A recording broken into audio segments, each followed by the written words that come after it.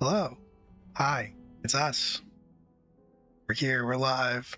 We're ready to play this game. But before that, here's Kian. Thanks, Will. Hello, everybody. Thanks for hanging out tonight on Entropy Emporium. A couple of quick things about the channel. First and foremost, for now and for the foreseeable future, we are raising money for the Palestine Children's Relief Fund. I've just dropped the Tilify link in the chat. It is very obvious why this is important work. It is very obvious why we need to keep talking about Palestine. If you cannot donate, we ask that you just continue to discuss what is going on in the world, pay attention to the world around you, and do what you can to be part of the change that we need to see. The other thing is that if you like what we do, come hang out on our Discord server. It's just a bunch of us yelling and hanging out and just vibing together and generally being good people and supporting each other. So definitely come join us if you are so inclined. And that's all I got. Back to you, Will. Feels like a news anchor. Yeah, basically. That's what we're doing. In a way. What is this but the news? Hi. Hello. This is the fall of the Ashen Throne. Speaking of very normal, casual news to be spread. This is a game. This is a Dungeons and Dragons game that is more political, more politically focused, more politically intrigued based than some of the other ones that you might be more familiar with, although there has been a fair amount of bloodshed, maybe more than I expected in the 2 episodes that we have done so far. I'll never tell. And there may be more tonight. Some threats have been made already, even though we have just gone live. I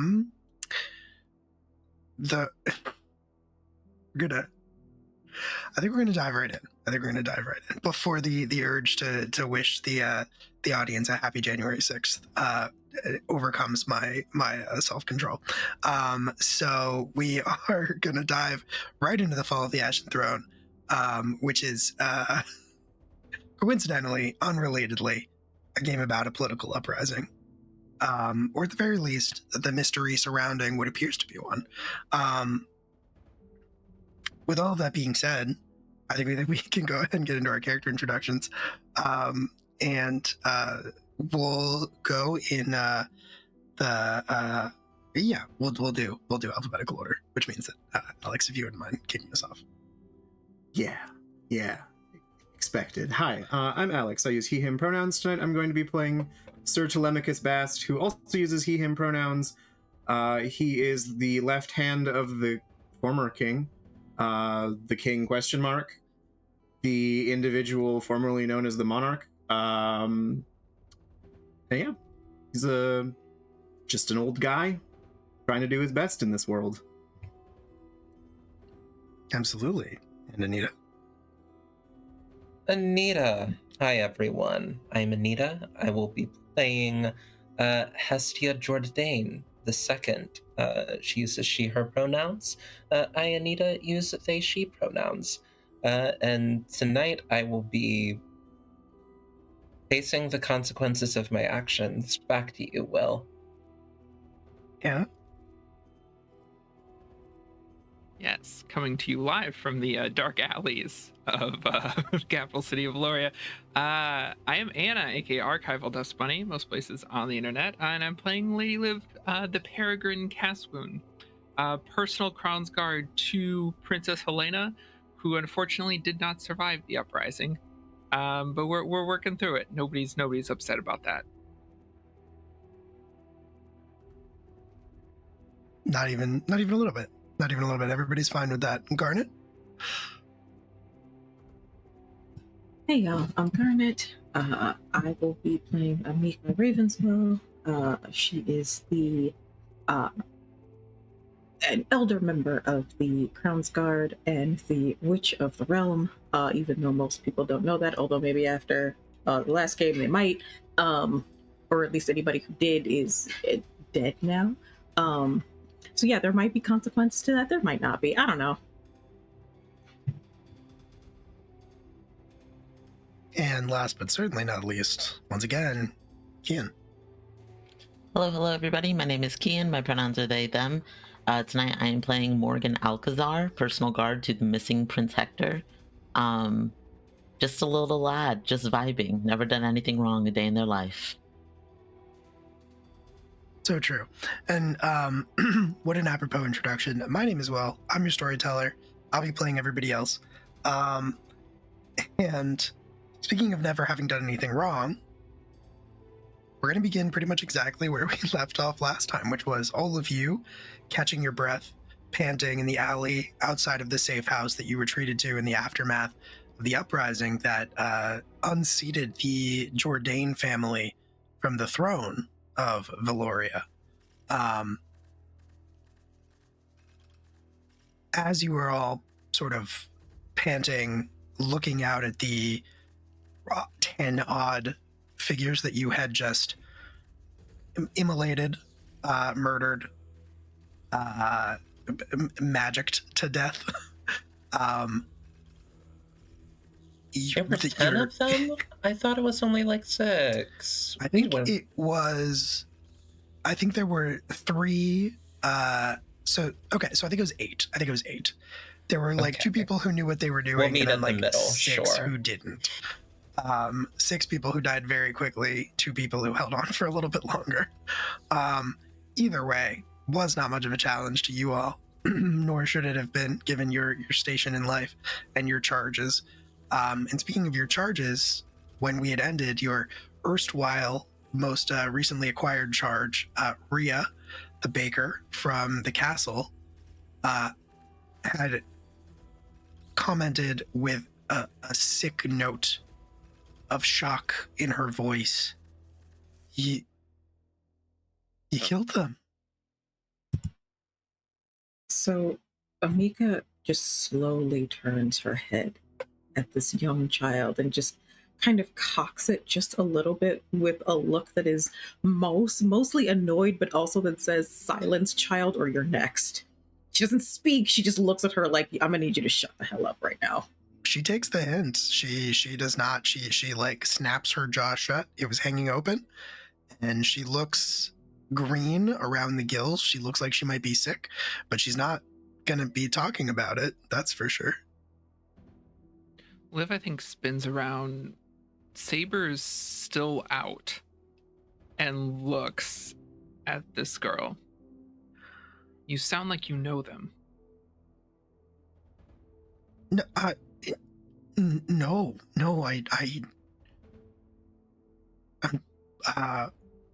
I'm sorry. I've never seen that much blood. I'm sorry. What exactly do you think it is that we do? Crown's Guard isn't exactly going to tickle people into submission. I wasn't thinking. I apologize. I'm sorry. I'm sorry. I think that Hestia had been sort of like still a little bit enraptured in the moment, hadn't really heard what was happening behind her, still just hearing the echoes of her family name being chanted over and over again, but would probably recognize when 2 of the Crown's Guard are still, like, after the end of the battle, still, like, on high alert. And will turn and look at her, like, what is she doing right now? Is she still, like, cowering on the ground? She's not cowering on the ground. She was just kind of standing there. She's holding as much of what you were taking out of the safe house as she can carry. So she's kind of loaded down with like bags and weapons and things like that she's endeavoring to carry all by herself to prove that she is useful to you. And she was just kind of standing there open-mouthed, and now she has sort of closed her mouth, and she's trying very diligently to look anywhere except in any of your eyes directly. She's trying very hard not to make eye contact, very hard to get the focus to shift off of her and to just sort of mind her own business. I think that Hestia will approach. sheathing the blade. And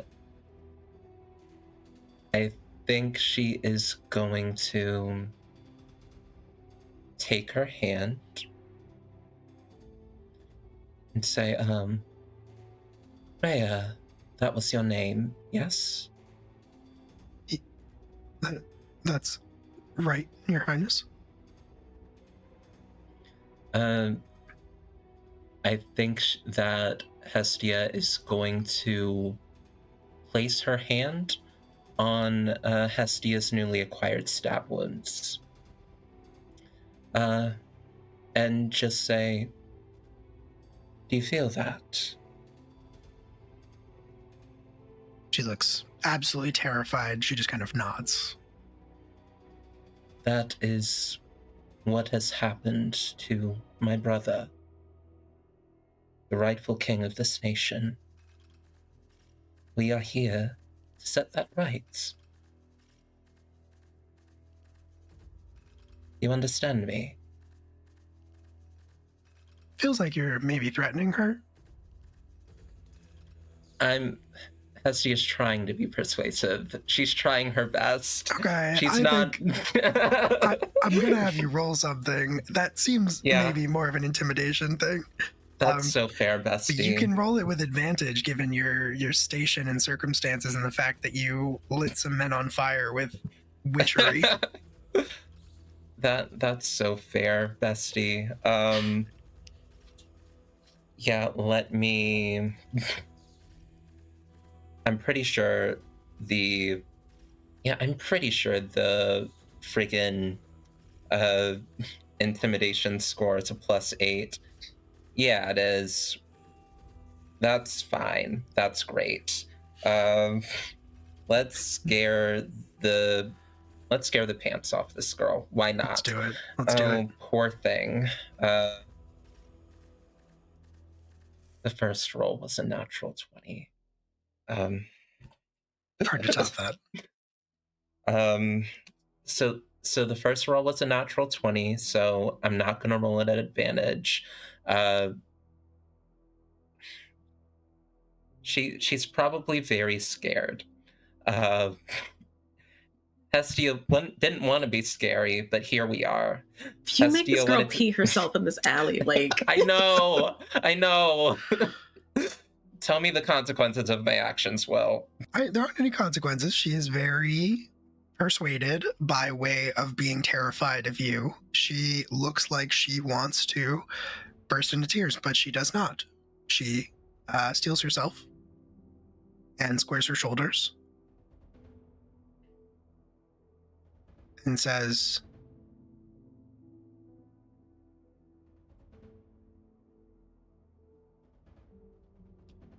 "Castle or no castle, Your Highness, my life is yours."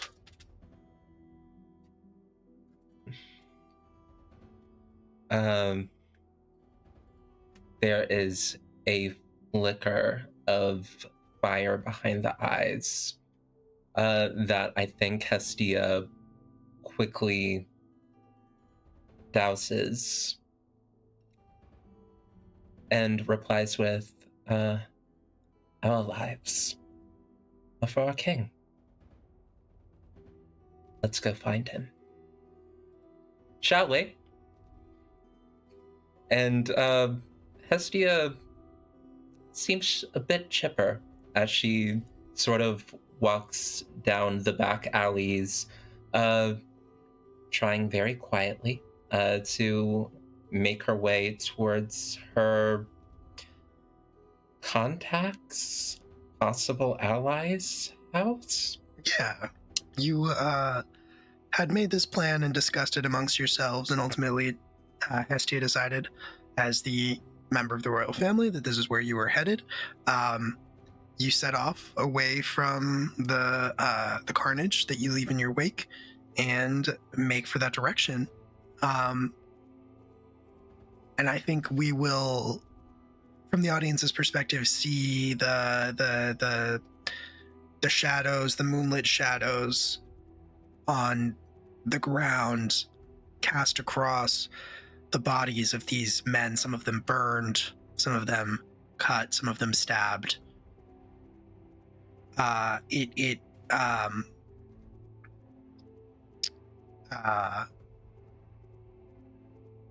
seeps across the ground. Before we cut away, Morgan, did you have something? I did. While everybody is bullying Rhea, Morgan Yes. goes and removes the masks from the helmets from the two that seemed to know a little bit more of what was going on. Do I recognize either of them? Let's call that an investigation check. Ooh, natural 20. 2 nat 20s right off the bat. One of them, no, not at all. The other one looks vaguely familiar, but like is not someone of import, not someone that you would have met ever by name, face to face, or anything like that. There's just something about his features that seem familiar to you. Like maybe you've seen him somewhere. But even with a natural 20, you're not really certain where or in what context. It could have been a tournament, it could have been in court, it could have been walking around the streets of Havenal. It's hard to say. I roll him over, and Morgan pulls a gold-plated mask from his robes and places it on this person's face. The one that I vaguely recognize. This is a golden death mask. It lets me record 1d4 of the creature's most important memories that I can later review. Hell yeah. Hell yeah. Okay. Is this something from your home? Yes. Okay, cool. All right, awesome. I rolled a 4, so I get 4 of his most important memories. 4 of his most important memories. Okay. All right. I think we will absolutely get to that. What is the retrieval process like for this? What do you mean? Like, what does it look like? Yeah, like I assume you put the mask on, but also I'm assuming, and you're probably not going to want to do it here in the middle of the street while you're. Correct. Okay, cool. So just kind of it's going to take me 10 minutes. So I put the mask on him. His body kind of gives like a little bit of jolt, and his upper torso lifts off of the ground when I pull the mask off, as though his face is still attached to it. And I store the mask for now, but it is going to take me 10 minutes, and I might gain exhaustion depending on how I roll later on. It doesn't take me 10 minutes to get his memories. It takes me 10 minutes to review them later on. Understood. Very cool. Yeah, you lay the mask on his face and then pull it off, and there's something a little bit unsettling about this for any of the rest of you who might have taken note of this. I guess, Morgan, were you trying to do this surreptitiously or very obviously? Probably pretty surreptitiously. Okay. Pretty quietly. Then let's have you make a stealth check. Okay, I shit you not, it's another natural 20 with a different dice. Wow. I shit you not. Big night. Then in that case, nobody notices you doing that. And you just have the mask, you slip it away. Yeah, you have that to review. I will, as we're walking away, point him out and just, anybody recognize this one? I'm going to say for the rest of you, no, definitely not. You've never seen either of these gentlemen before.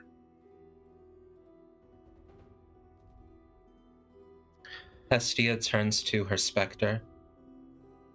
The specter doesn't speak.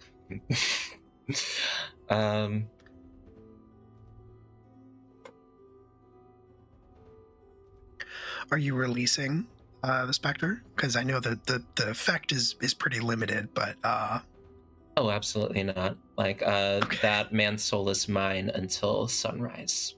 Until sunrise. Got it. Okay, I missed that note. All right, so he's just his burned to death spirit is just following you. That's fun. Cool. All right. With awful fire.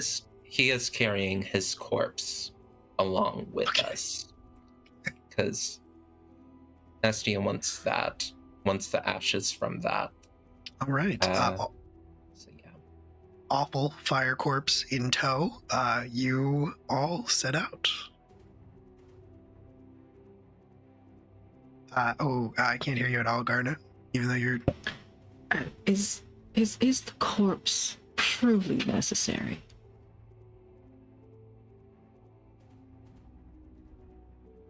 I suppose not. But I feel it's important, though. So long as it doesn't slow us down. The Spectre has a speed of 50 feet, so should be It's able not to slowing you carry. down. Yeah.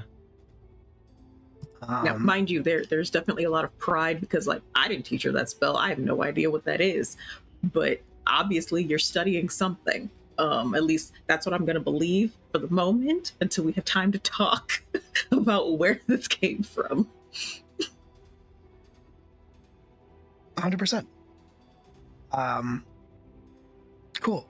You set off to your destination with this spirit in tow, making your way through the dark alleys.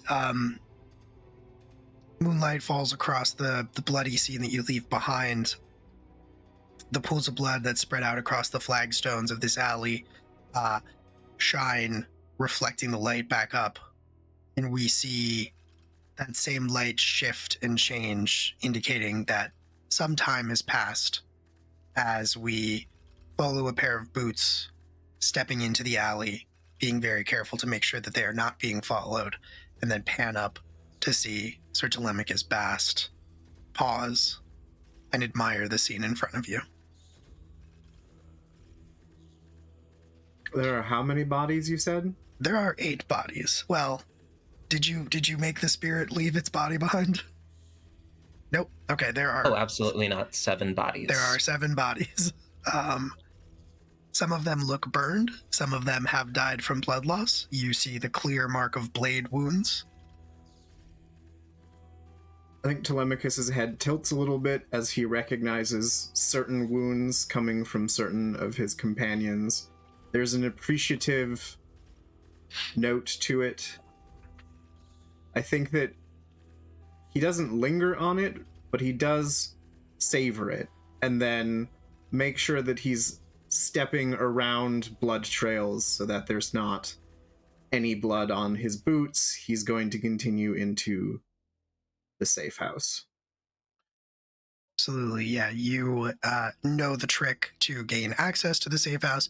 You're able to do so. Inside, you find it empty. You find that many of the tools, many of the weapons and supplies that you'd all been categorizing, that you'd all been sorting through and setting aside, have been taken.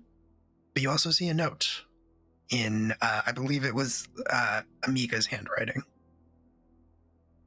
I will flip it open. I think your microphone is muted again, Garnet. Gah!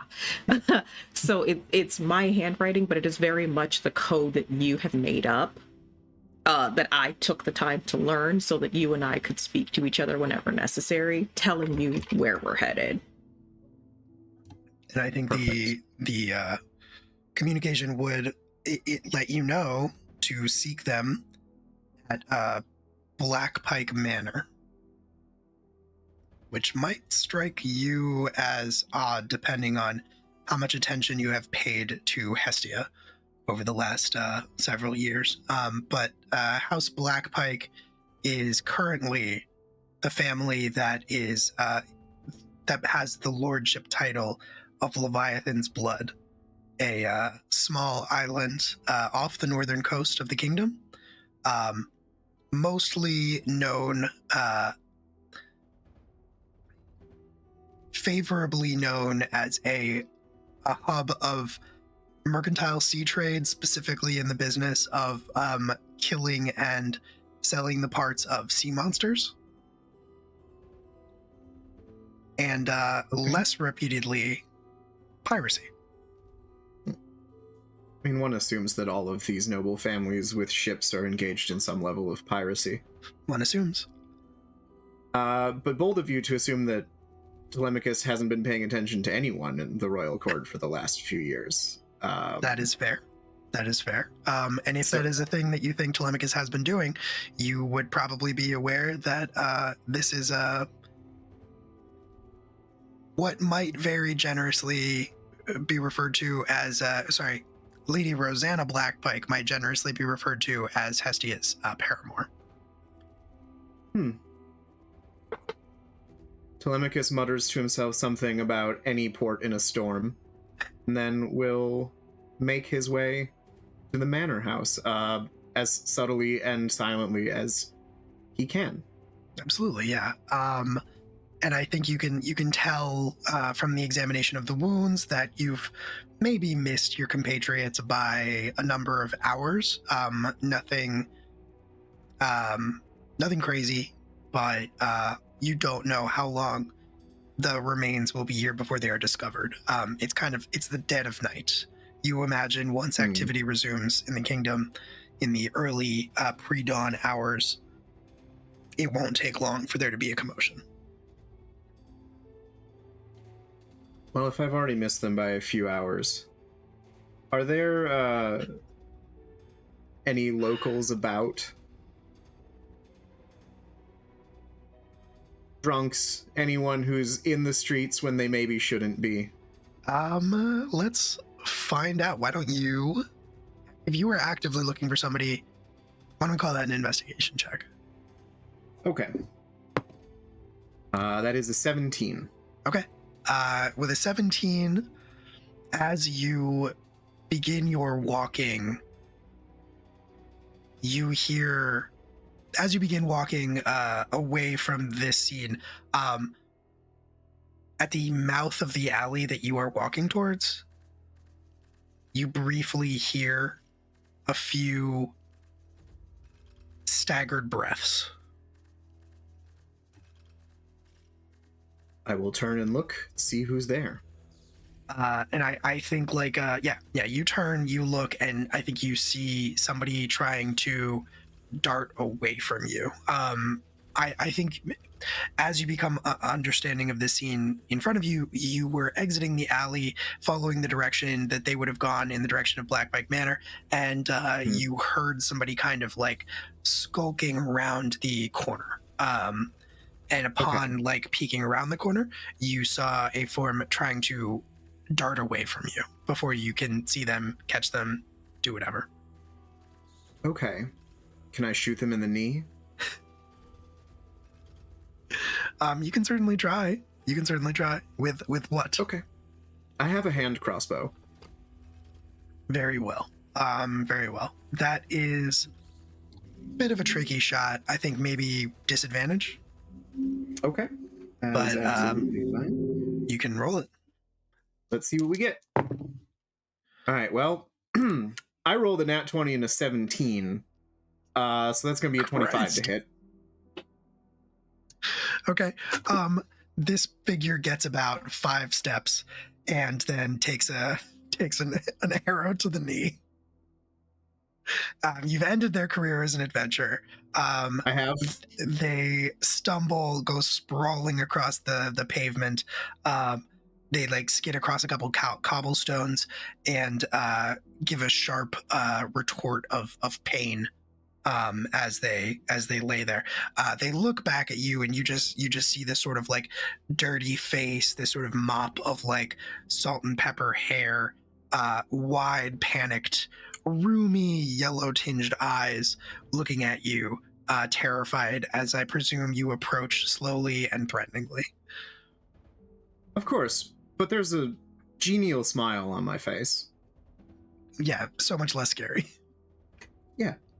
And I'll sort of get down on a knee. Not that the knee actually touches the pavement, but it's that crouch, almost like a coach, hey, sport. And he's going to say, "That looks painful." I, you shot me. You shot me I did. in the knee. You should know better than to go skulking around the streets on nights like these. I weren't skulking, me lord. I'm something of an expert in skulking, and you were. So how about we cut that, and you tell me what you're doing, and if you're doing nothing that I disapprove of, I have a job for you. You see as they speak, and they kind of like clench their jaw. They're missing a great number of their teeth. It's mostly gums in there, unsurprisingly, perhaps. But they look a bit suspicious, and they say, "If I say no, are you gonna kill me?" I can think of far more interesting things to do to you than kill you.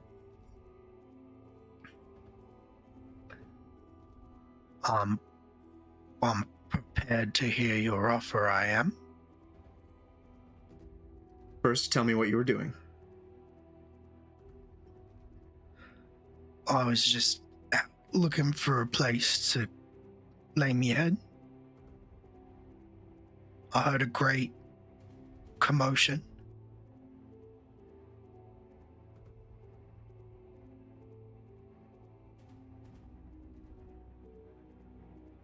And you saw bodies.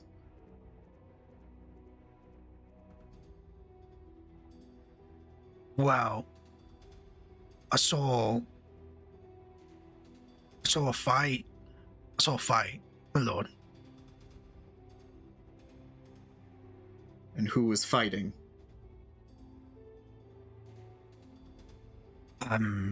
Hard to tell, really. Bit dark. You can make an insight check on that if you want to. I would love to. I did see burns on bodies, so I'm assuming there were flames, which means I assume that it was light enough to see something. With an insight, it's a 14. Okay, well, I mean, he's not a very good liar. You can tell that he is lying. My hand's just gonna go to the bolt in his leg and push it in ever so slightly. Yeah, he lets out a small scream of pain that he has the forethought to try to stifle. Clearly, even though he is probably drunk and possibly other types of intoxicated, he has enough survival instinct to recognize that if he makes too much noise, you might just kill him out of convenience. So he does his best to stifle that. He bites down and he says, all right. No,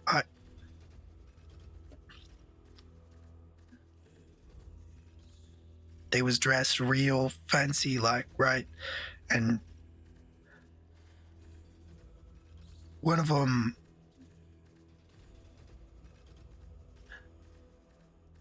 I saw the princess.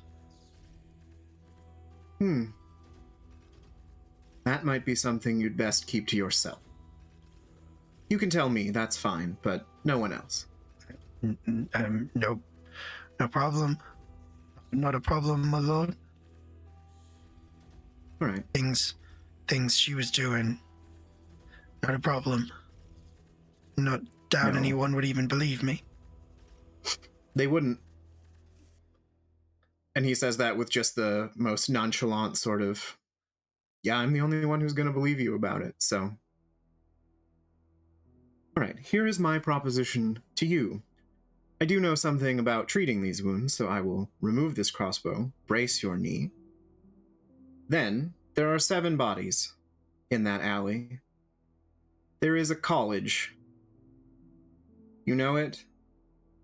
Some of their vivisectionists pay very well for corpses. I could round up some of the lads, have them help me bring these here corpses over. Perfect. Find 2 others. Ask for Dr. Voss. You Voss. Say that. Voss. Dr. Voss. Find 2 others. Ask for Dr. Voss. And while he's sort of explaining this, he pulls out some paper and like he's got a little ink pen or a little ink and quill, and he starts writing a note. And he says, "This will tell Dr. Voss who you are, that you're from me, and that he will pay you double my normal rate. Understand?" Thank you, my lord. That's quite generous. Now, and I'm going to reach into my crossbow, pull out a bolt, and put it in his teeth, and say, "This is going to hurt." And then I will pull out the bolt, wrap his knee so that he can at least stagger on it, so that he can then dispose of these bodies, and I don't have to. Cool.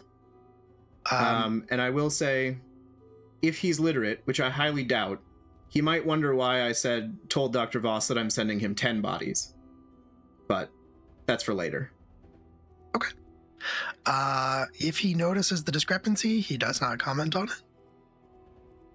And he bites down on the crossbow. He goes rigid when you pull out the crossbow bolts and you go about your work. He's whimpering somewhat to himself, but when you finish wrapping everything up, he removes the crossbow bolts, looks at it like he's not sure if you want it back or not. You can keep it as a memento. I will get right to work, my lord. Glad to hear it. Enterprise rewards those who help themselves. And I will kind of pat him on the knee that I shot, just to give a little extra And then I'm going to head for Black Pike House. He winces, Black but he Pike Manor. understands. Yeah, he understands the threat. He winces, but he doesn't comment on it. And you leave him to his grisly task. Head off towards Black Pike Manor. For the rest of you, you move through the cover of darkness, through a mostly sleeping city, and finally end up in what is still definitely one of the higher ends of Havenol. Certainly not in any of like the lower ends. Still a fairly well-off part of the city, but not exactly what you would be expecting if you knew you were going to the house of one of the if you knew you were going to one of the homes of one of the lord houses.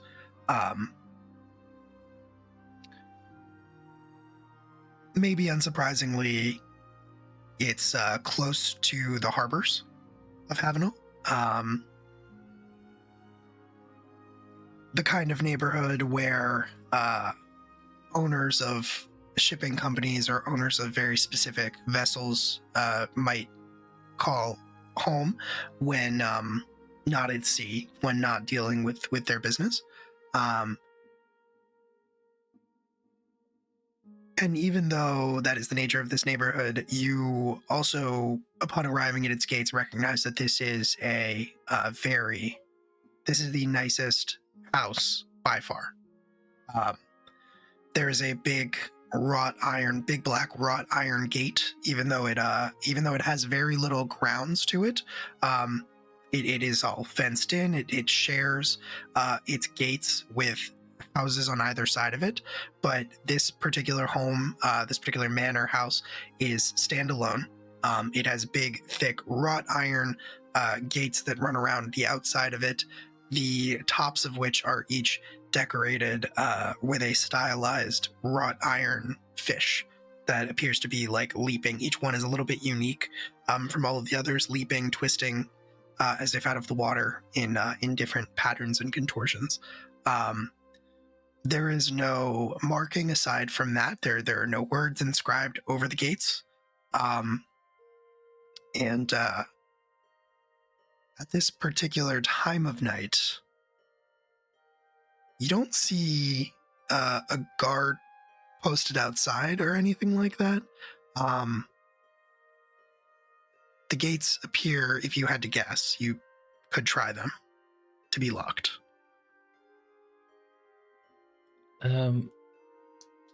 Hestia will look for probably the best way to break in. If we were looking to like maybe pick a lock or maybe jump the gate or maybe like slip through the bars somehow. I don't imagine any of you are small enough to slip through the bars, but you could try to pick the lock. You could also try to scale the fence. Both of those are certainly options. The question is, would you be able to do it in a way that wouldn't draw attention to you?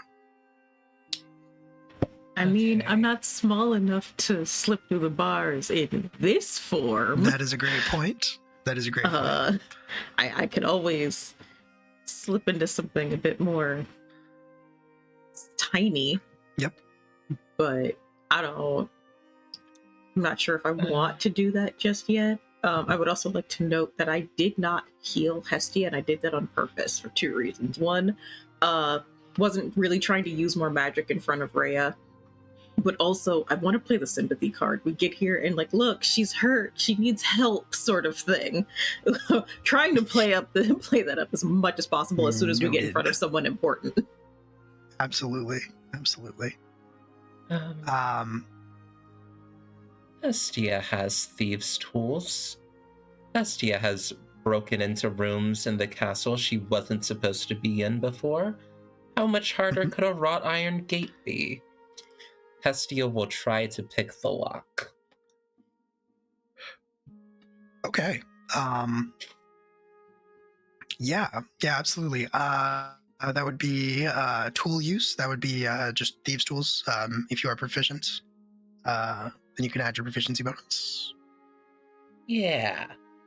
I'm very proficient in thieves' tools, and I have a +2 to Dex. There's no way this could go wrong. I mean, the way that you all have been rolling tonight. Yeah, bestie. That's a nat 17 for a 22. Oh, yeah. Fantastic. Very cool. Yeah, so you absolutely, you crouch down and get to work picking the lock, maybe surprising some of your compatriots. I'm not sure that this is a skill that they were aware that you possessed, but you get to work on the locking mechanisms with your tools, and a short while later, this is a fairly simple lock, nothing like the more complicated ones that you have in the castle. There is a slight creak, and there's a slight click, and then a creak as the doors, as the gates start to swing in. You can catch them so that they're not like rebounding off of each other or making a ton of noise or anything like that, but you are in, at least in theory. Hestia will motion folks inside, and quietly close and lock the gate behind her. If she can, I don't know if she can lock the gate. Yeah, I think you can. Awesome. Very cool. And then I guess we'll just go try to find a window and sneak in. I'm not sure anybody's home. Is anybody home? Is there like a carriage in the driveway? It's very yeah, I mean, it's very quiet. I think that there is a carriage off to one side, but it is obviously there aren't horses. They would all be in the stables, wherever those might be, probably out behind the house. The carriage itself sits still and quiet, and the house itself does the same. In fact, you don't really see any lights on inside of it that you can see. Oh, okay. Hestia thinks maybe I lucked out. Maybe she didn't get into the city before lockdown and the whole fiasco happened 2 days ago. Maybe I just have a place to chill for like a night, and that can be fine. So yeah, like we'll sort of like sneak up to a window on the first floor or like maybe a back door so as to not like just be in the front lawn, obviously be in a group, picking a lock in a big fancy house. Mm-hmm. We'll try to go and subtly break into the mansion. The plan Okay. is just to break in. Oh, I'm sorry, what was that? The plan is just to break in. We're just going to break into one of the noble houses. Is really the safest place for us to be? Oh, I thought I thought Lady Blackpike might be home. And honestly, if Lady Blackpike was home, that would probably be my best bet at gaining allies and mustering soldiers for whatever it is we're going to do. But if she's not home, then we have a place to rest and relax. And technically, she did invite me, I suppose. So this is probably fine. I had no better ideas. Liv looks very skeptical and kind of scans across the back of the house. A lot of windows, a lot of doors. I don't think this place is very secure. Are there trees or cover? Not really. I mean, there's the carriage that we mentioned, and then you can go around to the sides of the house or the back of the house, which are far less exposed. I think the back of the house actually probably faces the open water. I'm just trying to think of somewhere to stash Rhea while we do any sort of sneaking, because I don't actually trust her to not trip over her own 2 feet at this point. She's Sure. been through a lot, It's and true. I'm just going to shove her in the carriage with our stuff. Stay here. Stay silent. If it's safe, we'll come and get you. If it's not safe, you'll know and you'll run. She gives you a nod and looks almost relieved. And then, it looks shut up for the night, like everyone's gone to bed or they haven't been here. I Like, would is say there it looks. dust on the windows? There's not. No, I would say it looks more shut up for the night than uninhabited. What I will say is that as you peek in the windows, as you move towards it, you see a great hearth in, we'll call it the drawing room, and there are embers glowing that you can see in the fireplace, just almost on the verge of burning out, but not quite. Okay.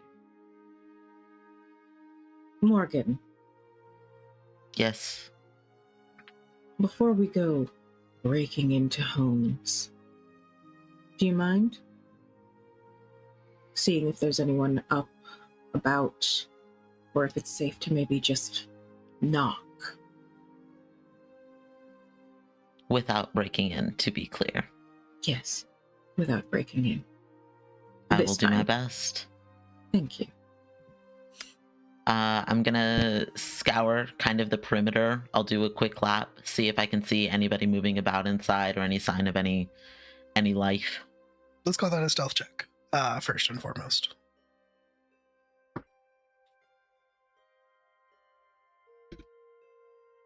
That's a 14. Okay. Cool. 14 for that, and then let's also make a perception check.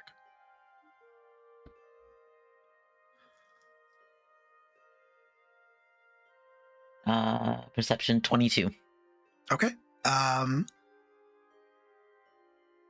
You sneak around the house. You surreptitiously move around the house in ways that you are trained to do, ways that you have learned to move that the rest of your companions lack.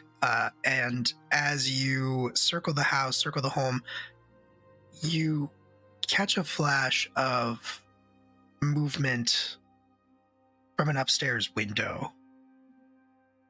Can't really make out more detail than that, but you are fairly certain that there is someone in the house awake and moving around. If they were awake before you picked the lock of the gate and made a tiny bit of noise, hard to say. But you do see someone moving around in the upper floor of the house. And does it look like as though somebody like pulled back from a window very quickly, like they saw me and like backed up? Yes. Okay. Well, I'll say this, you don't know if they saw you specifically or just your companions, even though they're a little bit farther away from the house. Mhm. But they were standing by a window, and then you saw the figure move away quickly. Okay. I circle back around to the rest of the group. There's somebody awake in the house, and I suspect that if we don't make our presence known very quickly, they will do that for us.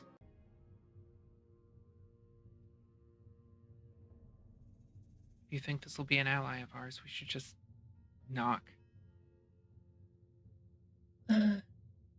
Yes, I suppose so.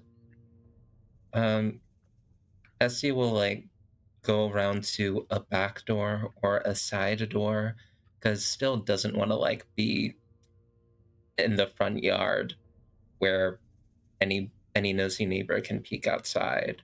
And we'll knock. I'm gonna press myself to the side of the door so that when it swings open, if I need to grab the person that comes through, I can. Okay. You go to the door and you knock. There are curtains drawn on the windows to either side of the heavy wooden door. And as you walk up and knock, you see those curtains part. With the light discrepancy from outside versus inside, you really only see a vague outline of a large person. Mm-hmm.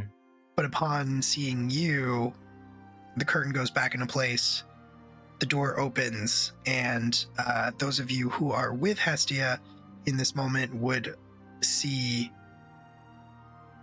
a veritable giant of a woman filling the entire door frame, easily pushing, approaching 7 feet tall, maybe about 6'10", very muscular, arms on display, almost like bursting out of the nightgown. Every inch of the exposed skin is covered in like scarring from lines and maybe even teeth. It's hard to tell. Some of them are jagged, some of them are clean, but there's just a lot of wear and tear, a lot of calluses, probably a fair number of tattoos as well, I would imagine. And one of those arms, both of those arms are sort of like casually up as Hestia, you stand there, the door opens. There is a boat axe balanced on one shoulder, and then on the other shoulder, there is a black powder harpoon gun, basically just like a very sort of simple barrel filled with gunpowder with a harpoon shoved into it that fires at a greater velocity than a human could throw it. And she looks down at you with a sort of a quizzical smile on her face. And she says,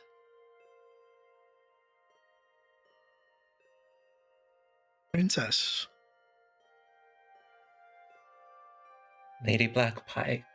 And Estia will do a curtsy, honestly looking like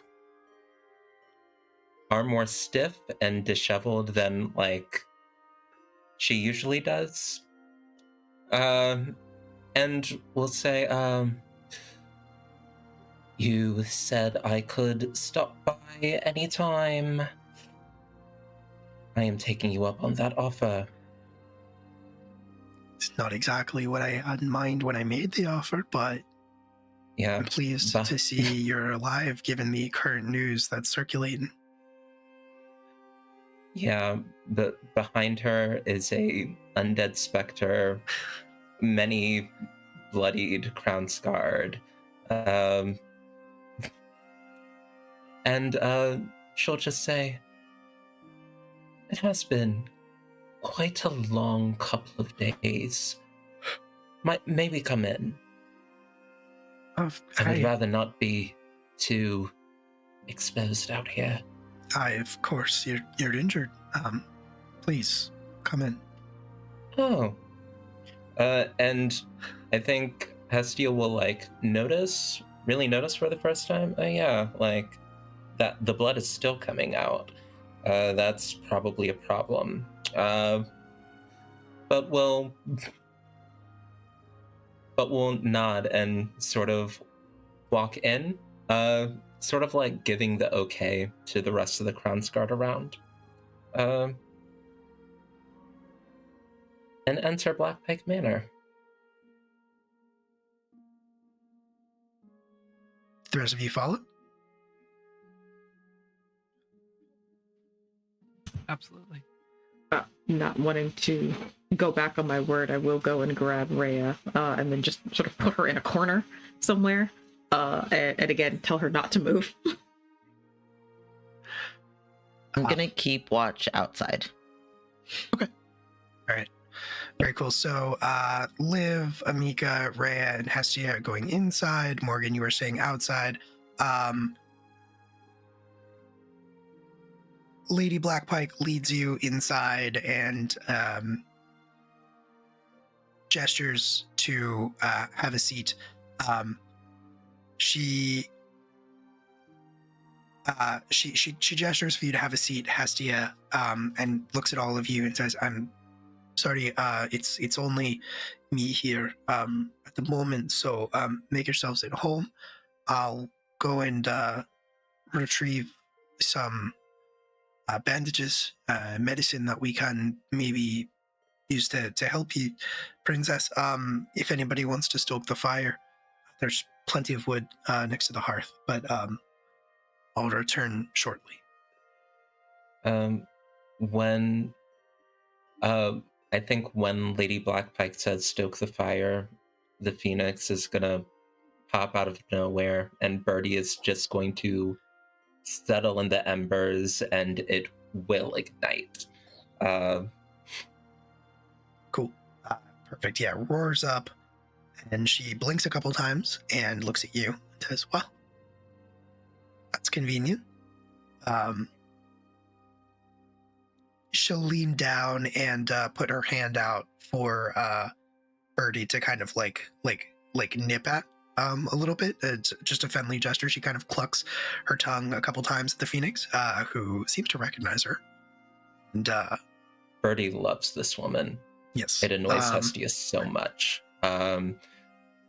Would definitely like fly up out of the flame once it's like ignited and just like nuzzle up against this woman, and Hestia's gonna roll her eyes. She seems delighted, gives Birdie a lot of cooing and a lot of attention, says, "Oh, you wee sweet thing," and goes to get bandages, medical supplies. I think Birdie probably accompanies her, just kind of nestled up on her shoulder comfortably. Liv, if the curtains are not already pulled, we'll pull the curtains so that we cannot be seen from outside. Cool. She said that she's the only one here. Am I seeing, either in this room or in the hallway, am I seeing evidence of anybody else being here? What is your passive perception again? 17. Okay. 17. Yeah, you don't see any evidence of anybody else being here. Okay. After pulling the curtains, Liv will kind of take a post next to one of the windows so she can see if this room is facing out front or out the side or whatever gives her the best view without, like opening up the room. And, she's looking kind of through the side of the curtain. Yeah, she's taken you into the hearth room. So there are windows. Basically, you can position yourself at any window to see out 3/4 of the house. You can't see the opposite side, obviously, but you can see the front, you can see the back, you can see the side that faces her nearest neighbor in that direction. So you can take your pick of that. But yeah, you station yourself by the curtain. Amika, are you doing anything now that you're inside the house, or are you just taking her up on her offer to sit down? I think before I go all the way in, I'm gonna check on Morgan just to see, did you sleep? Have you rested? Morgan's I staying know outside. before I go in, that's what I'm doing. Okay. Have you slept? Have you rested? If not, I need that to happen, and I will, as your superior, command you to do so if I need to, and I will take first watch. I'm awake enough. That's not what I said. Liv's done all the heavy lifting so far, as far as any combat goes. I was untouched in the last fight. Fair enough. I understand the need to do more, but pushing ourselves will not find us, Hector. When you need to rest, I expect you to do so. Understood. And then I will follow in the house. And all of this is very cute, what's happening with the bird and all that, but can I insight check this woman, please? 100% you can. Yeah, she comes back in the room, bandages in hand, sets about fixing Hestia, sets about trying to treat Hestia's wounds, and make conversation with her. Absolutely feel free to roll an insight check. Not great. It's only a 12. She seems very plain spoken. She seems like she is not a person who conceals much or bothers with social niceties. Probably not necessarily what you expect. If you weren't familiar with the reputation of the Black Pikes, she would probably not be what you're expecting from a noble woman. No, I probably set this up. Knowing it was like, I was probably the one that was just like, this is going to be our best bet to get more royal children. So it's entirely possible. We probably need to make this happen. Yep. It's entirely possible. But yeah, you don't sense any machinations or manipulation.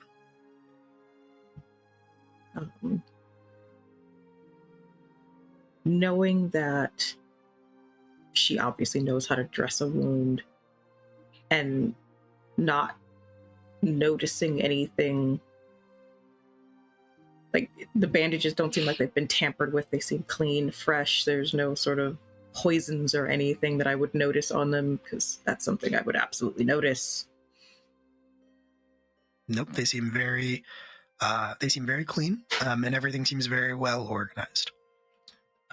Okay, then I will basically have the same conversation with Liv that I had with Morgan about resting and taking care of oneself, and I will take first watch because I know they haven't slept. And that's important in order to get things done. It's true. Although I'm expecting more pushback from Liv than I got from Morgan.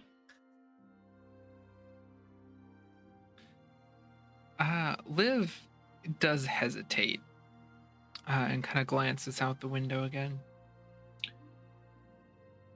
I think we should wait until we know our position here, at least, and then I could use some rest. It has been a very long day. You are not wrong. 1 hour. We'll sort things out. We will bar doors if necessary. Then I need you to rest, because if you're not at your best, you are useless to all of us. And I don't need useless people, and you are not useless, despite everything. You are talented and strong, and I know that. think that might be the first time you've ever complimented me. To your face. It's desperate times, huh? We need each other.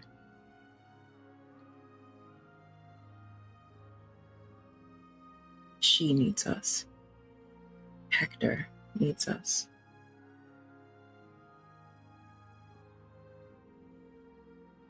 And then I'll 1 walk hour. away.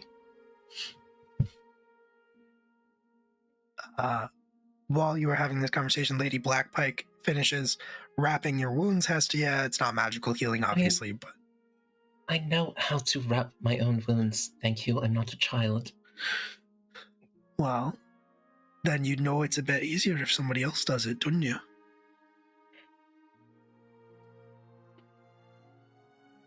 I suppose. Yes. Thank you. I suppose I can't imagine you've had many ghosts as house guests, and you're taking this rather well, I suppose.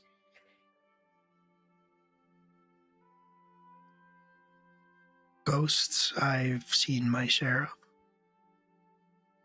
None I was quite so pleased to see,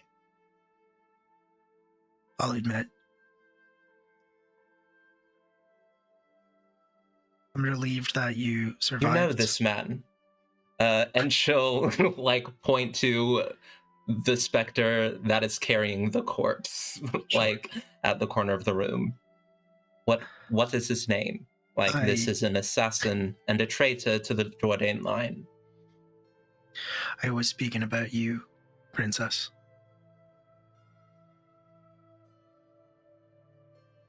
I'm not a ghost? The prevailing theory is that you perished alongside your sister and your brother.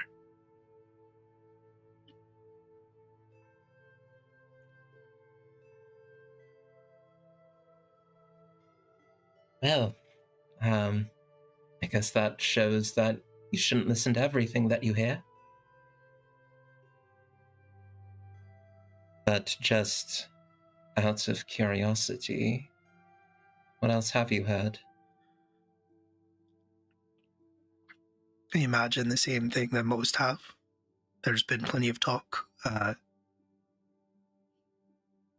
The nobles haven't been made aware of anything that has been hidden, at least I haven't been.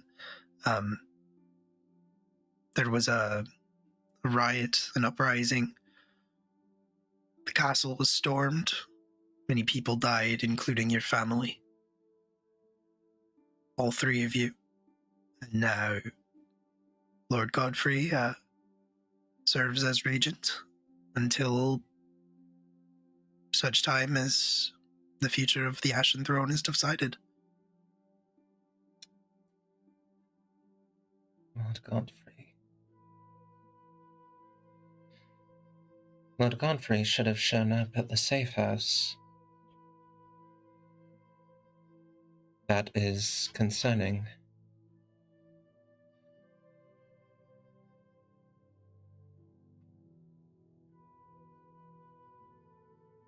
What knew you of all of this? Did you know of any of this? Before the other night. Is that what you're asking? Yes. Yes, that is. I knew nothing. I hope you know that if I had, I would have warned you. I would have been there to fight alongside you and your family.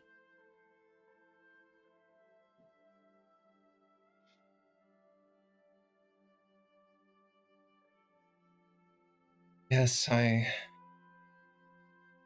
suppose you would. We've confirmed. We've seen Princess Helena's body. Prince Hector is missing. So we shall find him, quash these rumors, retake the castle, and find out why Uncle Godfrey is doing this. Why he didn't check in. Why he stayed at the castle. How he stayed at the castle with... How he kept the castle. When I was there, it was overrun. There's a lot going on in my head, I think. I think you need rest. And we can speak of your brother and your next moves once you've had some sleep, you and all of your compatriots. Oh, I don't think I need rest. I need Everyone. allies. She I need soldiers.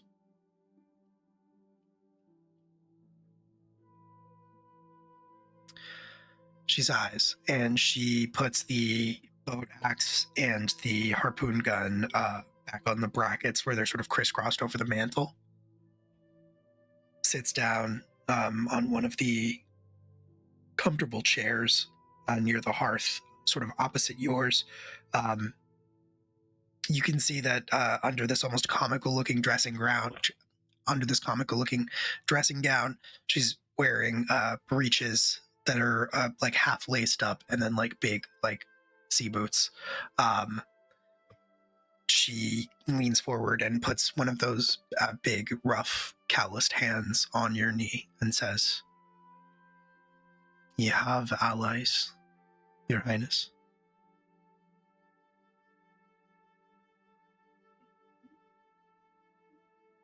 Yeah, Hestia's gonna blush.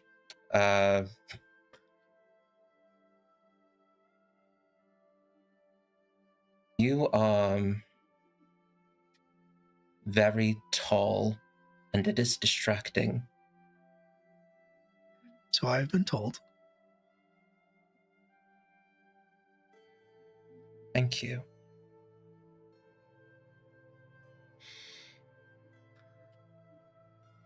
Who do you know? How many fighters do you think you can muster? I know you're far from your shores, but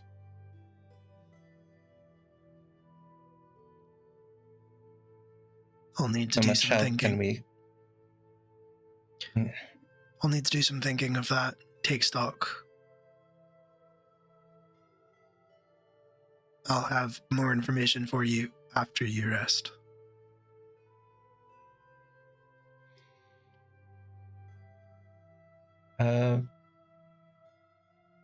Yeah, Hestia will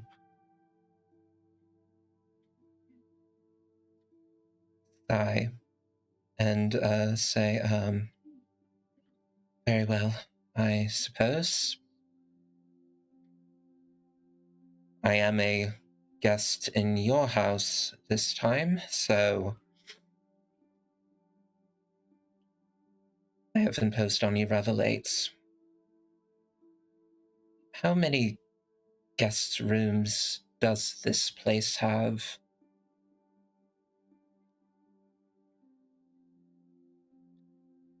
With a little bit of effort. 4. Efforts? Not all of the rooms are empty, but I can move some things about. As far as this being my home, well, I serve the crown. My is your home. empty. Like, empty as in... I thought you said you were the only one here. I am. Yet the rooms are occupied. There are things inside some of them, yes.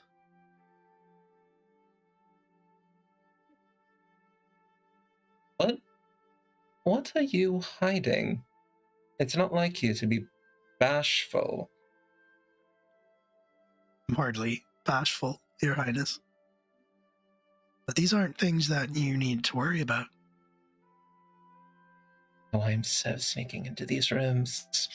And Hestia will stand up and go explore the manor. Sure. Yeah, she is not going to stop you. I think she will tuck one of her arms into yours as you start moving around, and she says, "Why don't you let me give you the tour?" If nobody else does, Liv will follow. Cool. Yeah, and we'll sort of like start a little at like really being up close and personal. Like you're all the way up here and I'm all the way down here, and we'll just like shiver a little bit as like, you're so tall and it makes me feel away. But we'll absolutely continue along. Yeah, and she'll show you around the house. She'll open some of the doors for you, show you the rooms beyond, and just a brief introduction. She doesn't say anything out loud, but you can see that some of the rooms are kind of just being used as storage for contraband of various types. There's like, like Orphean trade goods that are, technically illegal, that would have to be sold like under the black market, things like that. Yeah, and she doesn't talk about those, but you see them. Cool. Yeah, cool.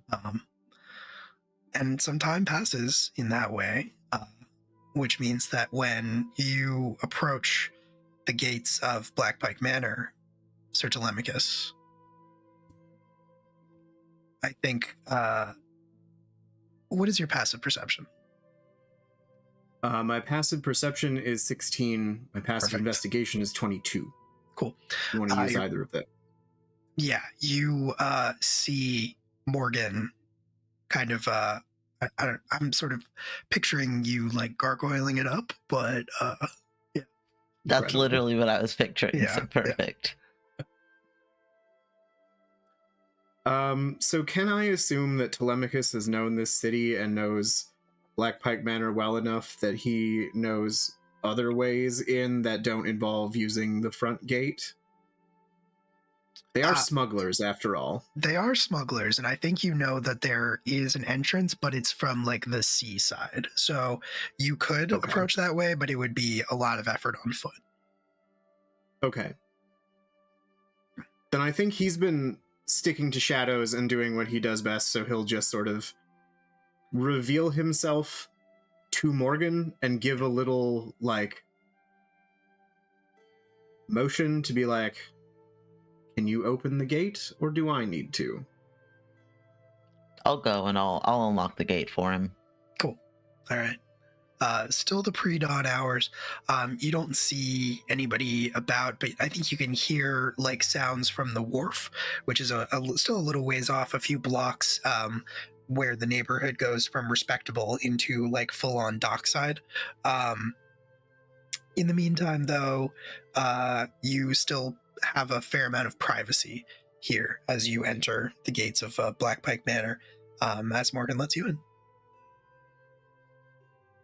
Glad to see you're Sir doing well. Telemachus. As well as we can be. I hope that your adventures were fruitful. Fruitful, yes. Saw the work that you did outside of the safe house. Wasn't too much trouble, I hope?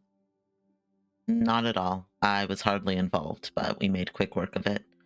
If I can bother you, actually, for 10 minutes of your time. Of course. if you'll keep watch for me, I have something I need to take care of. I would be happy to. And I think Telemachus is really good at doing the lean into something and becoming very unobtrusive. Yes. And he will just find a nice little shadowy spot. I don't.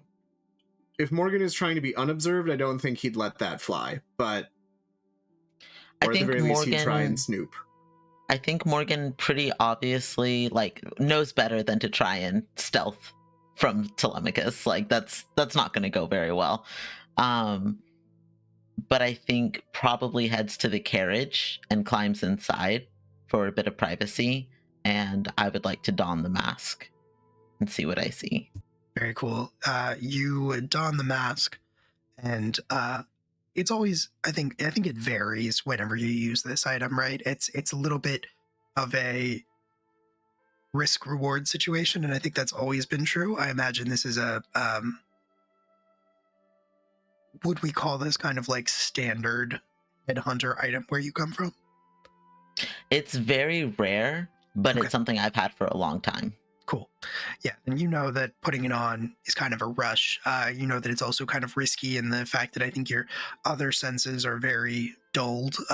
You're kind of dead to the world while you are using it, and you feel rather a rush of these memories of this dead man. The first thing that hits you, as always, is the moment of death. And that always takes a second to get by because of the adrenaline and the fear and the act of like inhabiting the body of someone who is dying. It feels like you are dying. But once that passes, you're able to start sifting through some of the stronger memories that remain. And I think we will pick up with that when we get back from our break. It's about I'm that so time. curious. It's about that time.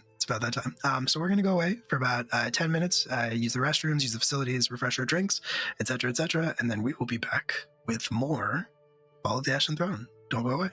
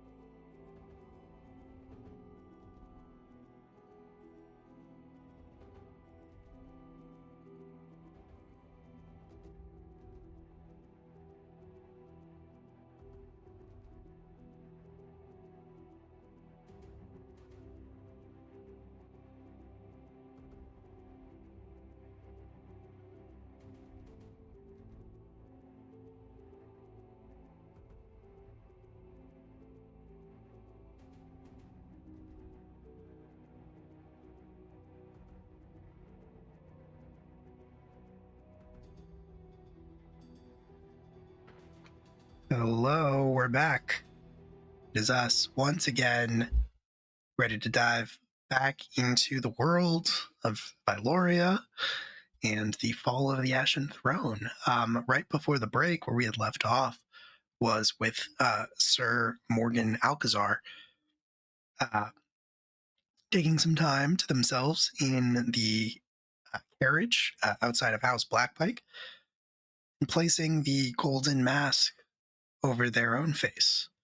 Golden mask that contained 1d4, 4 of the of a dead man's strongest memories. Is that what it was? Specific wording is most important memories. Most important memories. Cool. Absolutely. The first thing you were greeted with is that rush of death that always comes with using this item. Morgan, that doesn't count as one of the memories, but it is always the first thing that hits you. And in a lot of cases,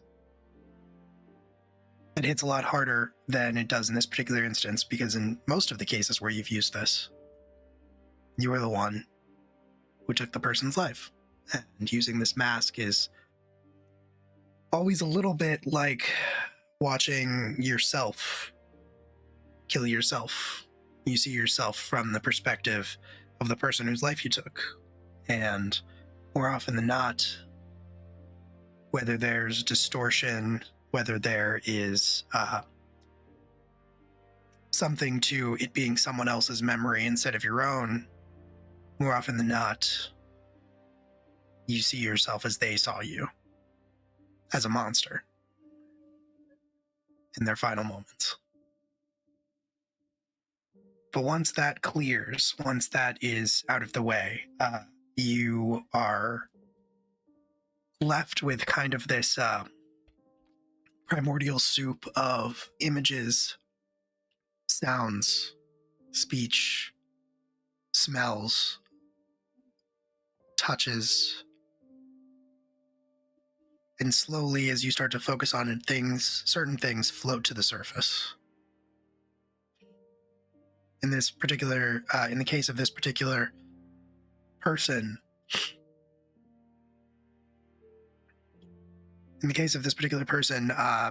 you see them standing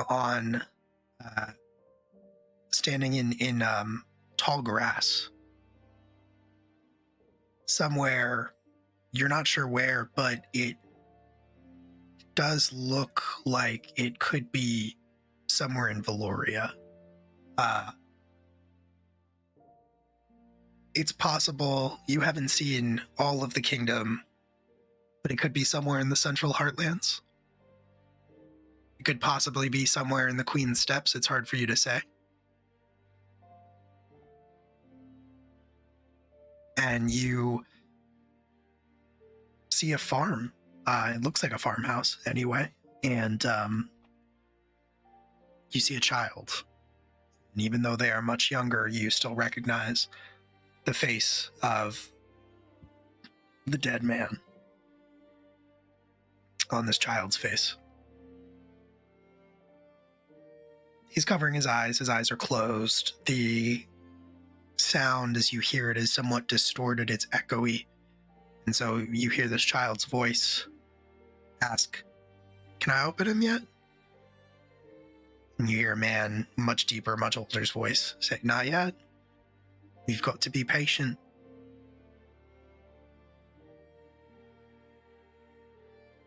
The kid sighs. And finally, after a few more moments of impatient waiting, the man's voice says once again, "All right, open him."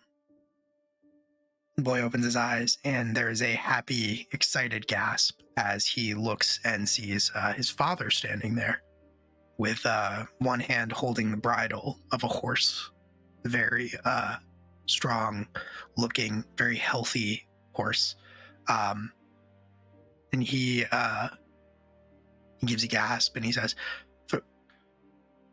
for me? He's for me. And the father says, yeah. So you've got to take care of him. You've got to learn to ride him. You take care of him, He'll take care of you. The boy nods and says, I understand. I won't let you down, Father. He takes the reins and throws his arms around the horse, hugs it. That memory kind of fades away into smoke, and now you hear a lot of noise. You hear clamor of armor, shields, and weapons, people cheering, people gasping. You immediately, you've been in the kingdom enough times to recognize the unmistakable sound of a tourney, of a tournament. And you see two figures on horseback galloping towards each other. You hear the roar of the crowd as they meet in the middle. Both of their lances find a purchase on each other's persons, but one of them has a much cleaner hit than the other. The lance hits directly on the shield, and the arm holding that shield goes wide with the force, and the lance continues past it, striking this other knight in the chest, striking this other armored individual in the chest, and fully unseating him from a horse. He hits the ground. He lays still. The victorious knight does another circle pass at the end, lifts the visor on his helmet, and once again you recognize the face of that boy and the face of the dead man. As the crowd roars in approval, he's older now, maybe late teens, right on the cusp of turning 20. He holds the lance high, and you recognize, as that vision fades away into smoke, the next one that surfaces is his face is almost unchanged, but he's not wearing armor. He's dressed in delicate finery. Nothing rich necessarily, but much nicer clothes than the humble beginning that you saw in the first vision might suggest. And you recognize the backdrop for this particular memory almost immediately because it is part of the city. In fact, it's the very square that you and Liv walked through when you went to meet with Karn. And he is walking through. It's much more crowded than it was when you two met with Karn. There are more stalls set up. There are more merchants. It may even be a festival day because it is so crowded. And he moves through the crowd, looking this way, looking that way, taking it all in. There's still a sense of wonder on his face, despite what he's accomplished and despite how far he has come from his humble beginnings. He's still taken in by this place. The sheer number of sights and sounds and smells, it's still overwhelming. The sheer number of people. And there's a moment where he's looking around and the crowd parts in a particular way, just enough for him to see beyond a group of 3 women walking together. And 2 of them he doesn't notice at all. He doesn't pay any mind to. But the one in the middle, you know, because you are experiencing his memory, is the most beautiful thing he's ever seen in his life. And in that moment, you know that he has fallen completely in love with this woman.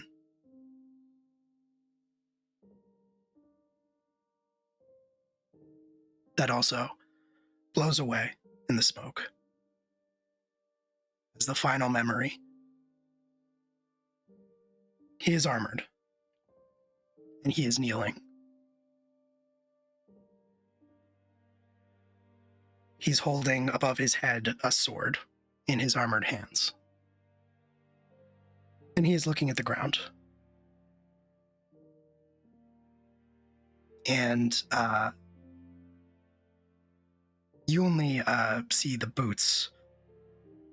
Sorry, you only see the feet of this person as they stop in front of him, wearing very rich, expensive robes that kind of touch the ground very slightly. You can tell that he is kneeling on stone floor of some kind. This figure reaches out and takes the sword from his grasp. And you hear a man's voice, again kind of distorted, again kind of echoey, say,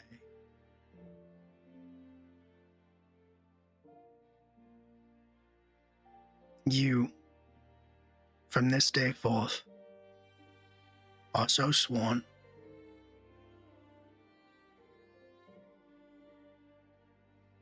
The sword touches one shoulder and then touches the other,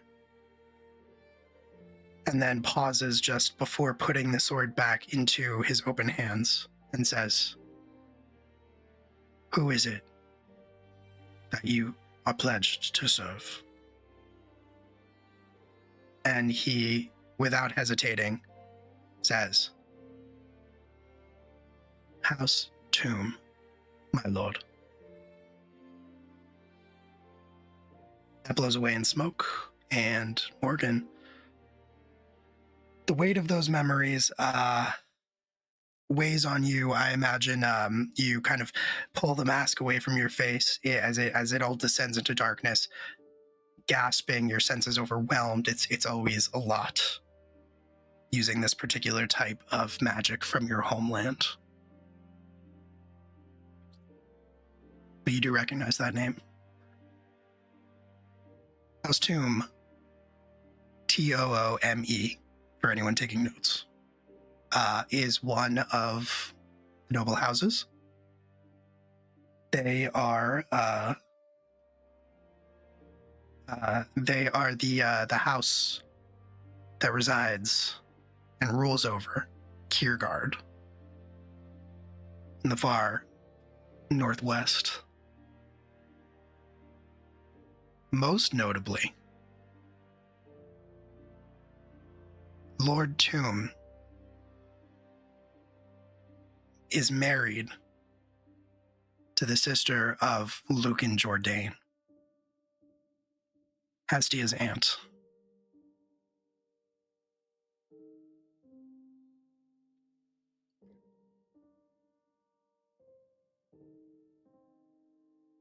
And with all of those memories intact, you realize that that's where you'd seen this man before. Guarding Lord and Lady Tomb on one of their visits to Havenel.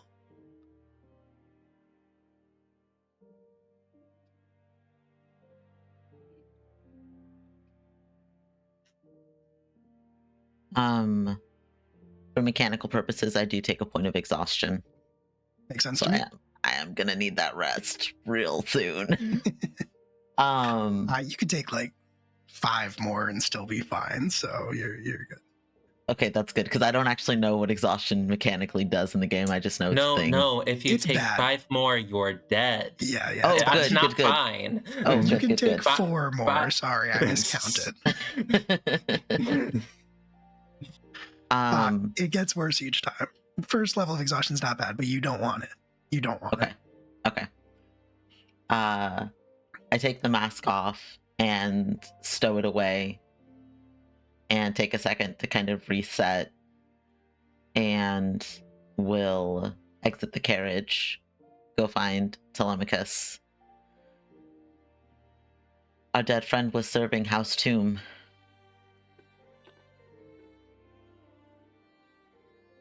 One of the men in the alley. Yes. Interesting. I think Telemachus, when you give him that information, he sort of shuts down for a minute, in the sense of like he's clearly going through his own mental files to see what he remembers, what connections he can make based on that. Look tired.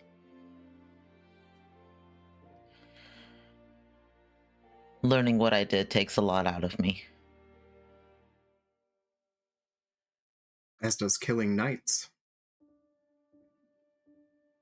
Like I said, I was hardly involved, but it was by no means easy.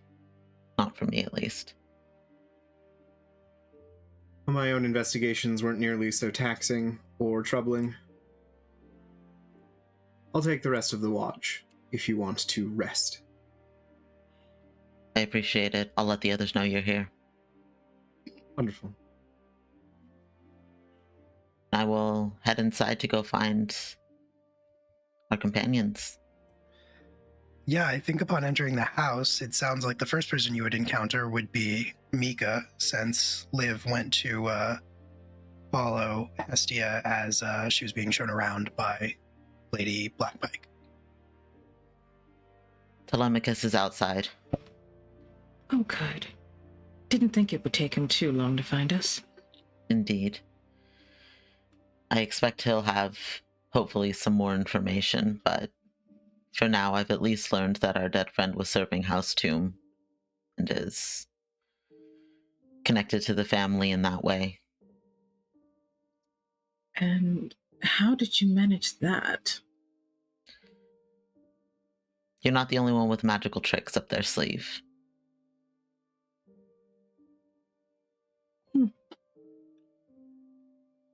You two do regularly surprise me, but I guess that's why you were chosen for the jobs you were. If you'll excuse me, I'll take you up on that offer for rest. Good. If you find Liv, tell her hour is up. Of course. And I will. Where is Temple? Where is Lord Bast exactly? Lurking. That's fine, but like, what direction? North, south, east, west? I think if you go outside, he will reveal himself. Yeah, then I will step outside just to sort of. I know you're here. What gave it away? Just sort of steps out from a shadow. Well, even if Morgan hadn't told me, you do still have a very distinct scent. At least to me. Funny, I thought I'd got all of the sewer off. Also that. I'm sure you have something very interesting to go with that statement, but it also needs to wait so you won't have to repeat yourself. The children need to rest. As Morgan looked taxed. Yes. Liv and Hestia are not faring much better. The princess took her first battle wound. Oh, and how did she feel about it? She's taking it really well. Not what I would have expected. Me either, honestly. But no, she's taking it quite well. She has allowed the lady of the house to dress her wounds. Well, it is Lady Blackpike, so. Yeah, even if she hadn't, I don't think she would have really had much of a choice. None whatsoever. So there's two of us Well. and 4 directions. Which two would you like this evening? I often find myself looking north and east is introspective. Wonderful. I shall look towards my home with south and west. And I shall see you in the morning. I would tell you to be safe, but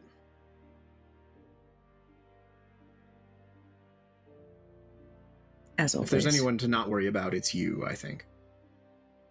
And yourself. And hopefully at some point, Lady Blackpire will allow you a bath. It's very sort of teasing. And will... then I... Go ahead. Oh, no, just sort of slowly head back into the house to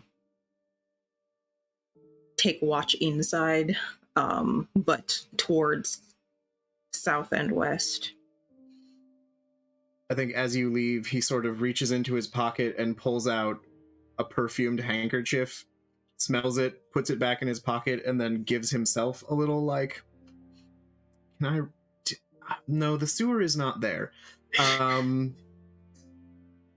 It's not that he's unsettled by the statement, but it's something else to file away for. How do I circumvent that as necessary? And then he will. I think he stays outside, and he will sort of keep in the shadows until dawn happens, or something happens that he needs to alert people about. Really just want to get a layout of the house since I did not go on the tour, and the persons who did, I need to go to bed. So I will wander the house on my own and then find somewhere higher to take watch. Probably on the second or the third floor. You're muted. Yeah.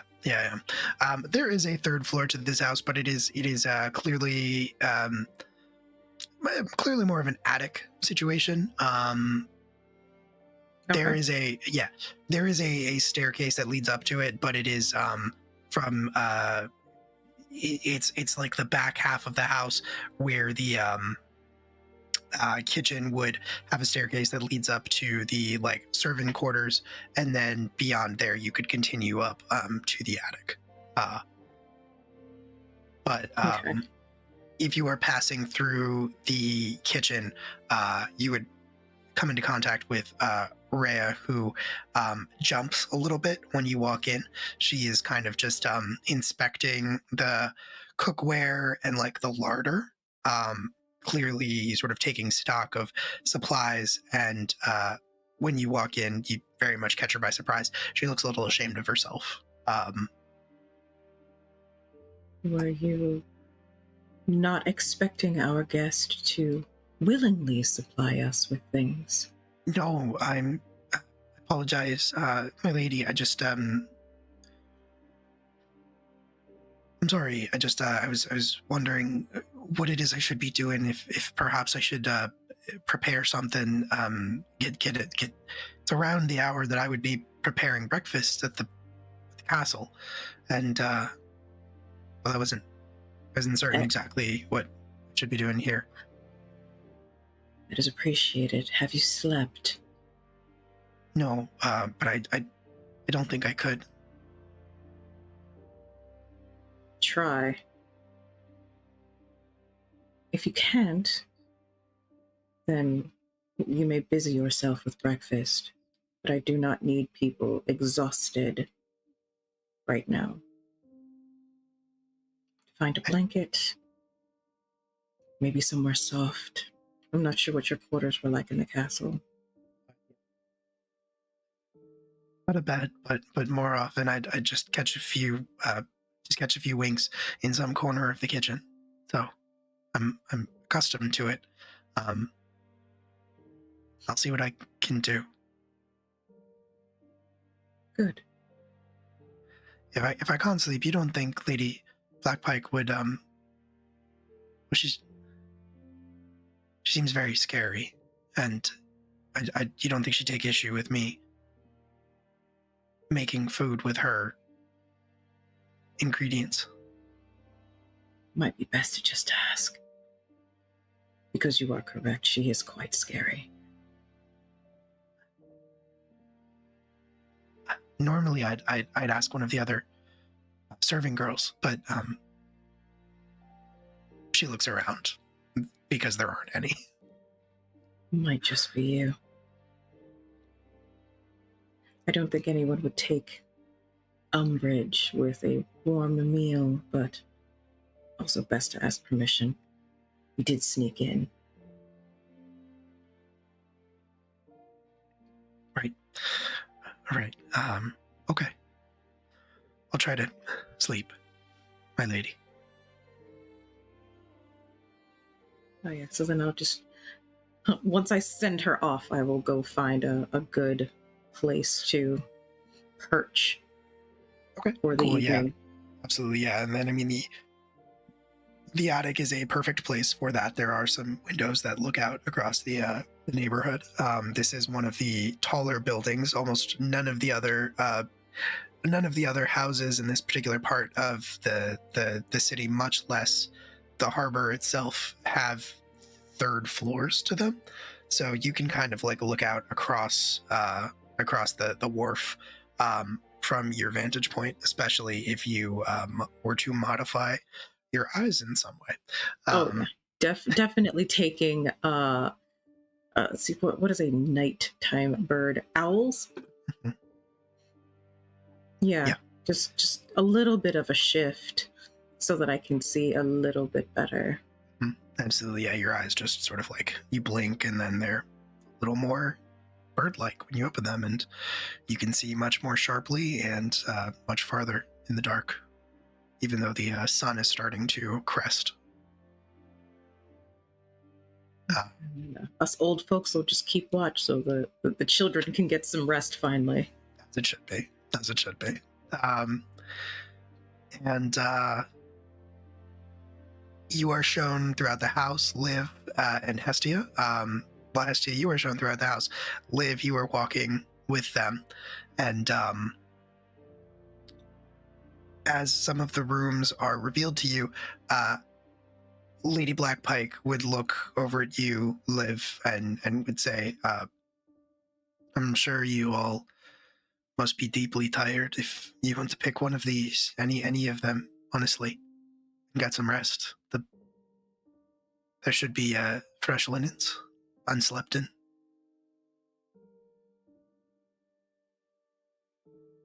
I appreciate that. The others are taking first watch, so we'll go ahead and rest now.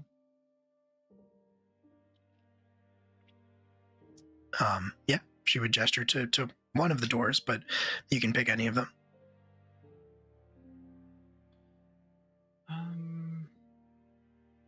Are they all facing the same direction of the No. house? No, they're on either side of the particular hall that you are walking in. I will pick one of the rooms that looks out the front of the estate. Cool. Yeah, and I think if you peek out the window before you settle down, you'd see Telemachus standing in some patch of shadow from where you are, as keen as your aptly named eyes are. Yeah, taking note of that, Liv will take a chair and prop it against the door to like bar the door from the inside, essentially, and then settle in for the evening.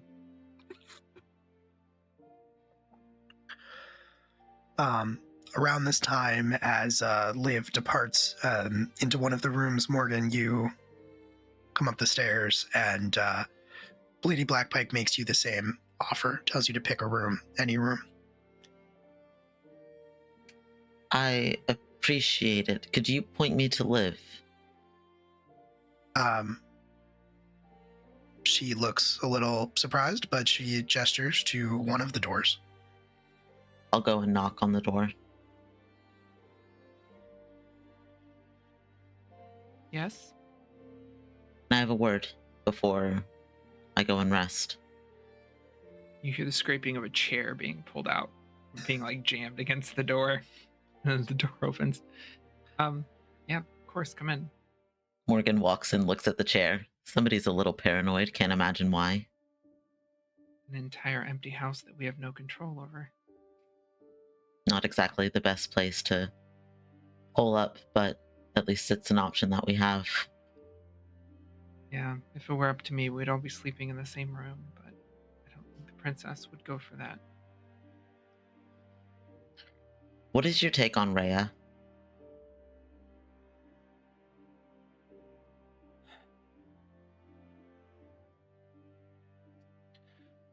A liability thrust upon us by Hector's bleeding heart. But not a threat? Possibly. I don't think we should have taken her with us, but she has seen the princess, so it's safer to have her within our control than within someone else's, because even if Even if she is not working for someone, she is unlikely to hold on to her secrets if coerced. Fair enough. And Morgan looks conflicted. I think Liv would be able to read that well enough on his face before they turn around.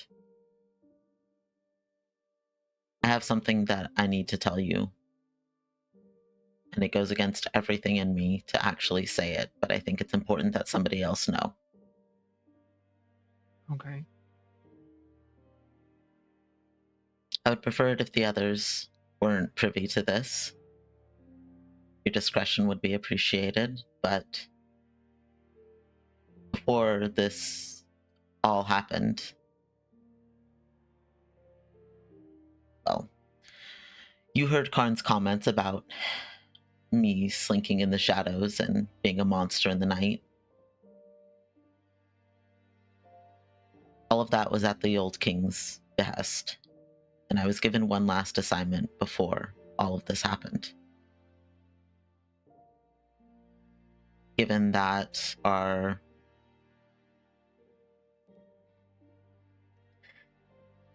sorry, saw Will's comment. Given that one of the people that we slayed was working for House Tomb, given what we know, that obviously this was some kind of an inside job, I think it pertinent that at least somebody else know I was given an assignment to take care of Lord Godfrey's son.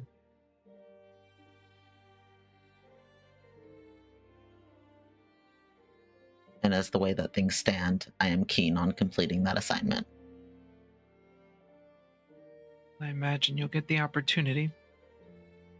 That would explain why Godfrey is acting as if nothing is wrong. He's probably part of all this, especially if he knew his son was being targeted, which I'm guessing the old king had suspicions of what was being planned, and I think so. your assignment was probably meant to be a deterrent. He wasn't quick enough. All of the puzzle pieces are falling into place, and it's not a puzzle I enjoy seeing. But I will keep your secret. I appreciate it. Telemachus had me doing secretive jobs as well before all of this went down. So I think most of us were being used as pawns here and there, beyond our normal duties. Hector found out before he disappeared. Not about Godfrey's son, but about my deal with the king in general. He wasn't pleased. I've known Hector for some time now. He is compassionate. He has a bleeding heart. He is popular among the people. But he's also smart. He understands sometimes what it means to rule. Don't hang on too tightly to his initial reaction. Wait and see what he has to say after he sat with it a while. If we find him. We'll find him. Well, we both need some rest. I appreciate your confidence. You're welcome to stay in here if you like. I'm happy to sleep in the corner. I'll take a room on the other side to see if I can keep eyes on the other side of the house. Makes sense. Rest well. Sleep well. And I will head across the hall. Probably pick a room catty corner to Liv's.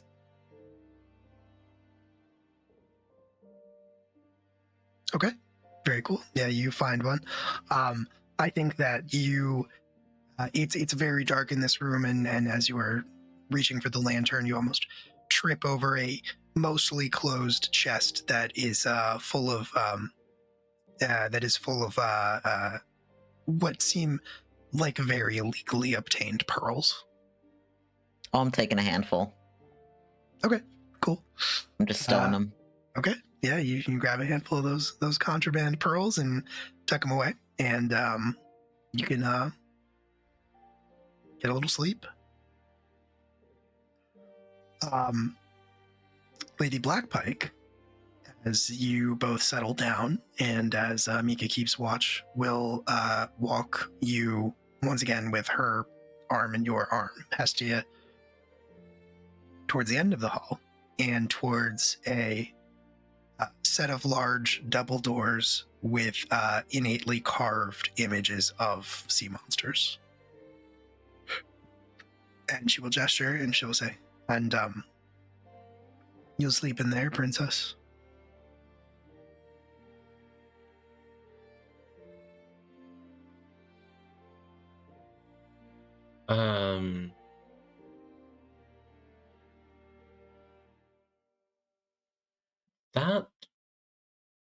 That looks like the master bedroom.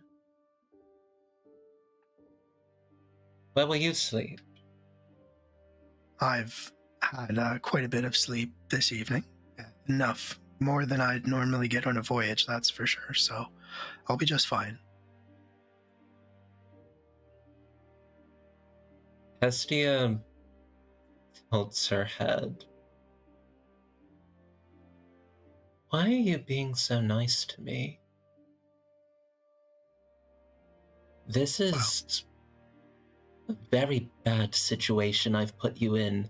There are men that want to kill me and have tried to, and now I'm here in your sanctum sanctorum. What is this?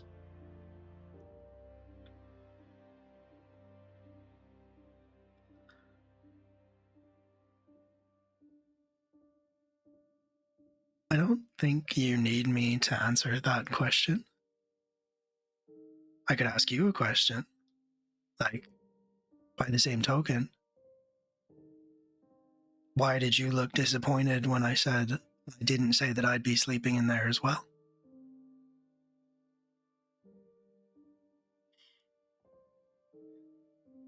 At this moment, there is just a hyper awareness of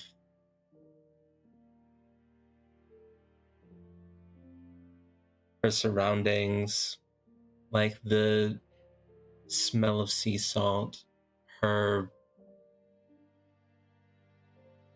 big, beautiful hair, and the way that it just falls like perfectly like down to just past the shoulder length. And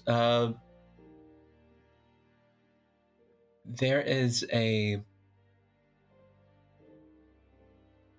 hard swallow and just So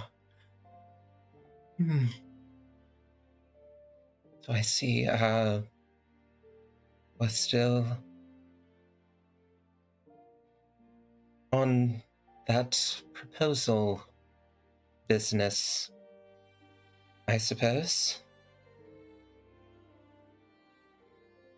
Well, an answer was never given one way or another.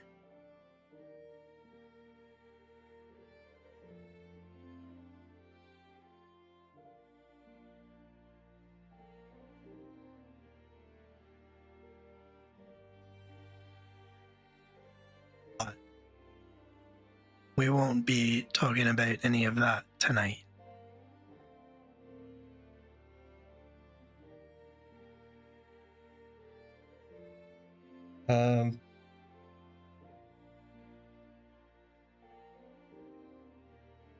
Yeah. I think that Hestia is going to look at the double doors, look back at Rosanna,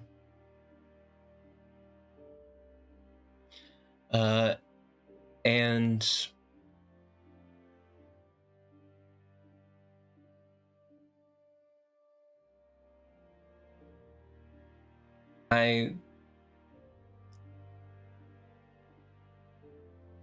I think would say,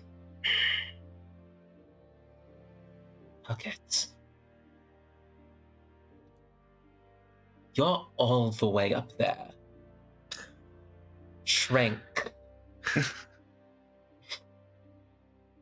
And will grab the collar of her nightshirt and pull her down into a kiss. Mhm.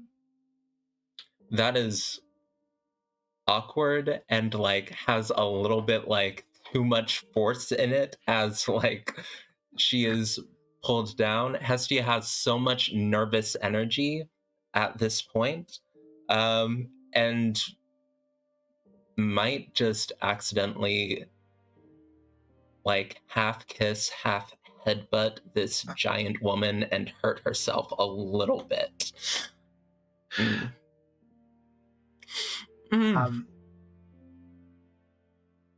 She returns the kiss, but she makes no move to deepen it or do anything else.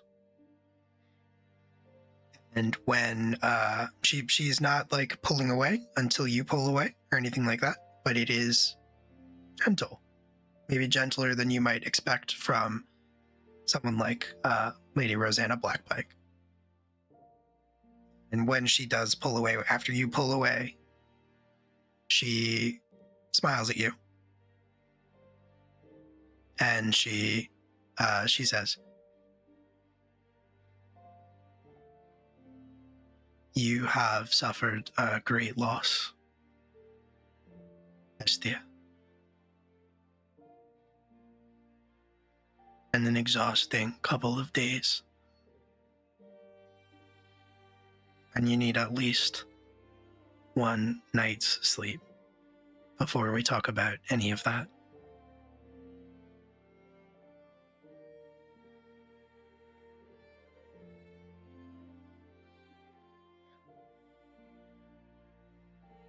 Yeah. Like, we'll take a step back.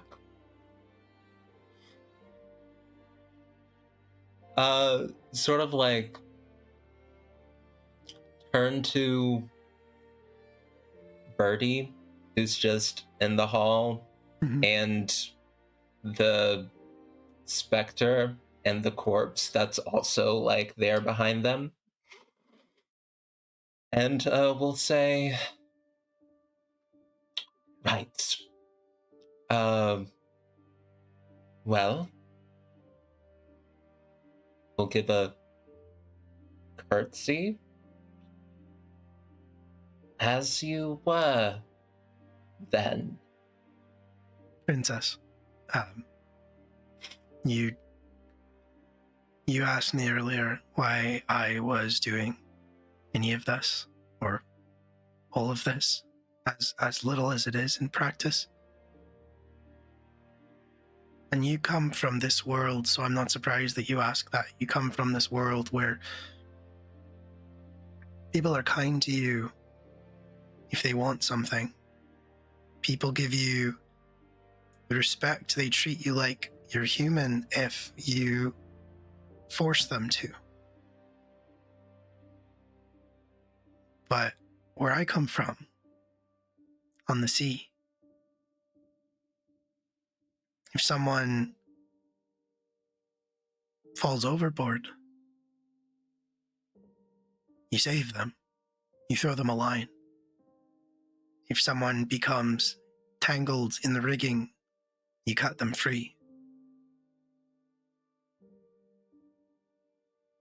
If someone can't keep their feet, you hold them up. That's how a ship functions. That's how it stays afloat.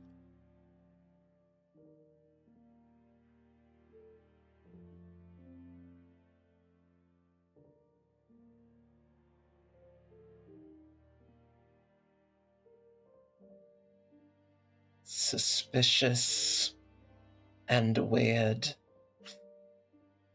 You always make me feel weird. I think I like it. I'm confident that you'll figure it out.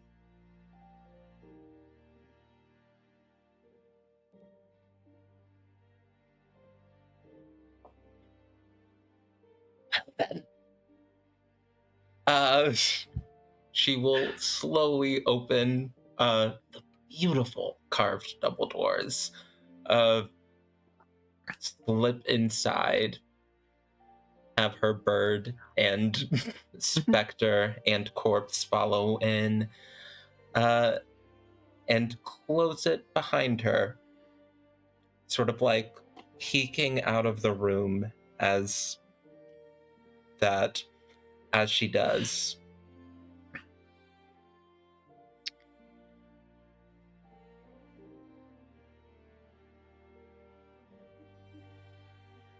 You see, I think, Lady Blackpike take a few steps away from the door. She gives you a smile. You know, you can call me Rosie if you want. Most people back home do.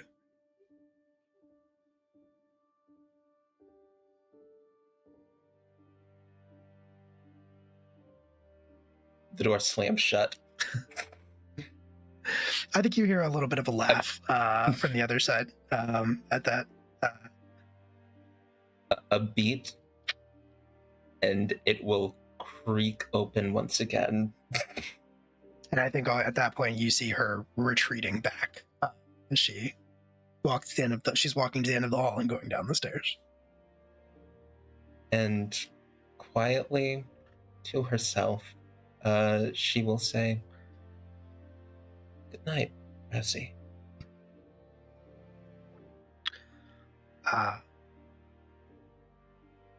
And we'll shut the door quieter this time. Perfect. Telemachus, you have been on your watch for a bit when you hear footsteps behind you. Not heavy necessarily, but the unmistakable sound of someone big who is used to moving carefully and methodically. Most people probably wouldn't be able to detect those footsteps, but you have a trained ear. Where the footsteps are coming from the house? That's, yeah, towards you. I don't think he moves initially, but if it's who he thinks it is, he will make himself known in a non-startling way, because he has found that people don't really like when you just sort of appear in front of them. They tend to drop things, spill on themselves. It's embarrassing. So,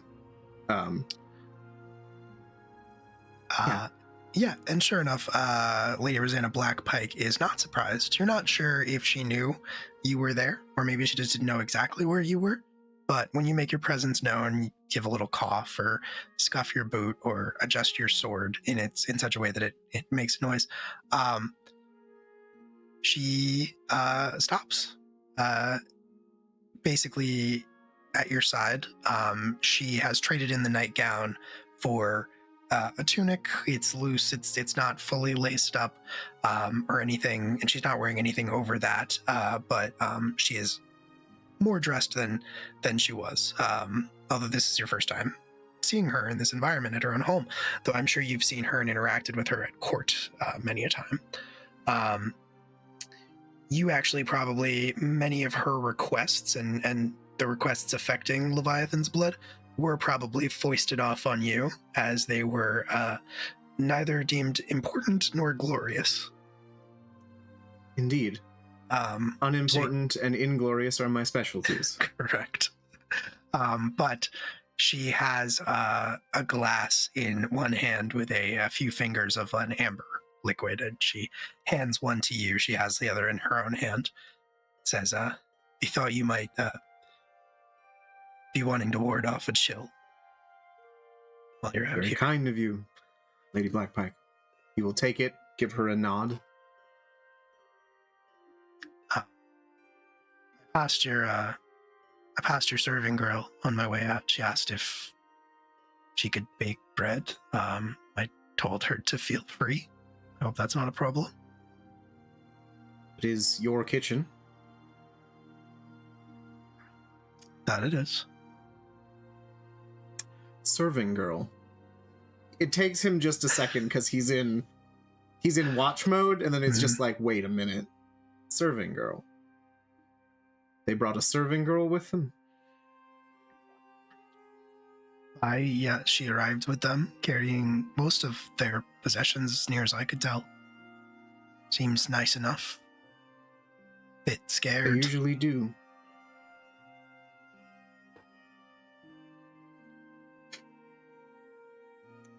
Can I, if he asks for a description and she gives it, would he recognize her? Because I assume Telemachus has ears everywhere. I'm curious if she's part of his little network. That's interesting. Why don't we call that an insight check? Okay. Let's see. What is an insight? It's not bad. That is a 17. Okay. With a 17, it is hard to say. The description is very nondescript, but serving girls often are. And that is my preferred agent in a way, so maybe. I think he's going to take this information. He's going to ask her,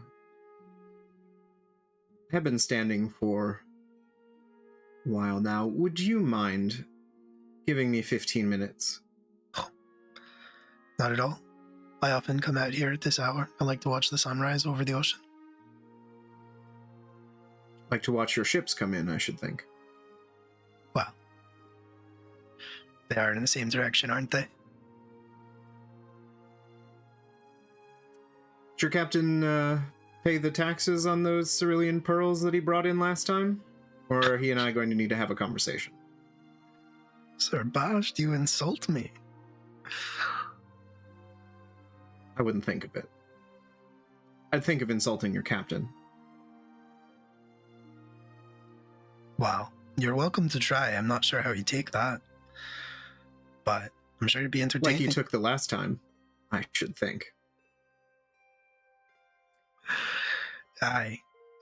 Seems like you're a bit less protected these days. She kind of cringes as she says it. In appearances, yes. Just so. I think he will then give a nod and thank her for the relief and is going to go into the kitchen. She waves it away, satisfied with the fact that she has not answered your question, and let you go. He didn't really care. Yeah, I figured. She also figured. Cool. You're going into the house, into the kitchen, I presume? Yes. Okay. And yeah, you step into the kitchen, you open the door, and you see a girl, maybe about 18, 19 years of age. It's hard to tell.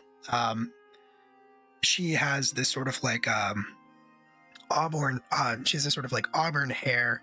It's normally you get the impression that it would be very wavy, maybe even very lustrous, but it's unwashed. She has clearly been in hiding or traveling with the rest of them for several days.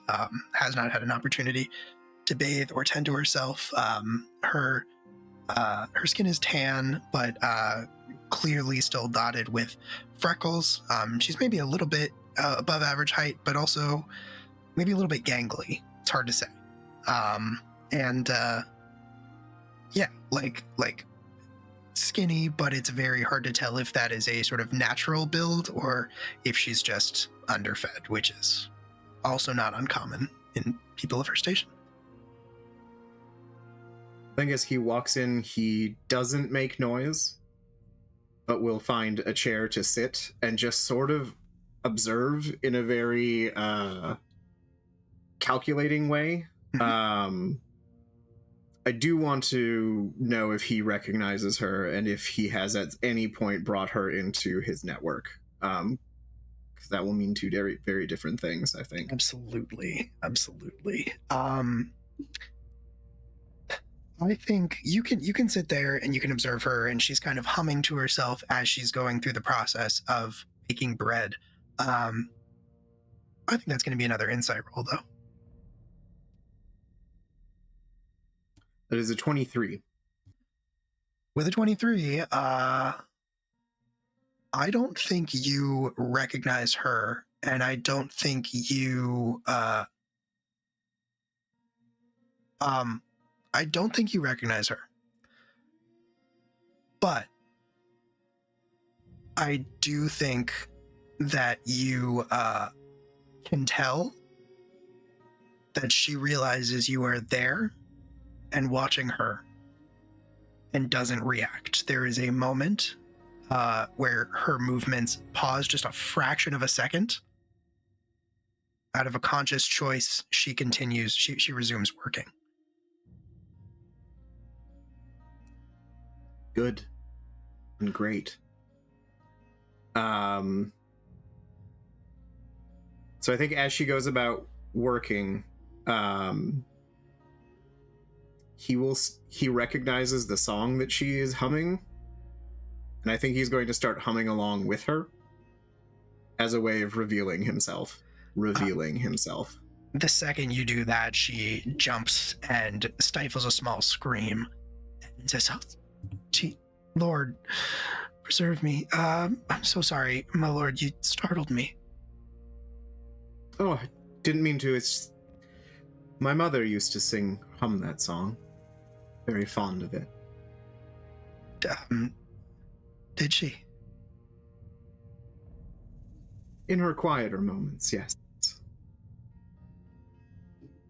Where did you learn it? They used to sing it around the castle. The other kitchen girls. We'd sing while we worked, and I fix it up there. Do I get the impression that girls in the castle like to sing when they cook in the kitchens? Yeah. I mean, in the kitchens, certainly not when they were tending to their duties in other parts of the castle, interacting with people of station. But in the kitchens, they tend to be pretty isolated from the rest of the castle and have more privacy, and in general are a little more libertine than they might otherwise be in other responsibilities. Got it. Wow. So you escaped the castle then? Only just barely, with the help of the prince. I'm not sure if the others filled you in, but he saved me, and he right before he was taken, and she falls silent. Like she doesn't want to say the quiet part. Mm-hmm. That must have been very difficult for you. What? Well, it was. I mean, I've never been through. It's just been. It doesn't feel real. I'm sorry, my lord. You don't need titles here. Just Telemachus, thank you. And I think he's going to be putting on a bit of an act, like he's a bit more elderly than he is. Maybe a tremble of the hand as he puts the drink down, playing at like there's a bad trick knee that is sore. I hate to be a bother, but I have been running for Days, could you help me get this boot off? Of course. She pauses, like she's thinking about saying your name, like you asked her to, and just decides not to say anything instead. But she does kneel down to help you get your boot off. Great. As soon as she kneels down to get that boot off, I would like to put a sword in her neck, or a dagger in her neck. Okay. All right. Yeah, I mean, she is certainly not expecting that. As far as you are aware, she kneels down to help you get your boot. You pull your sword out and you lunge for her. I'm gonna need you to roll. Okay. I would love to do that. All right, so we got a 22. 22 is very good and almost certainly a hit. Okay. And so I just need 1 second because I was not expecting this.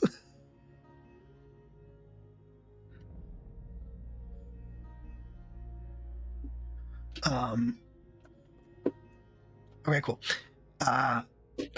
22 is going to hit, so you can go ahead and roll your damage.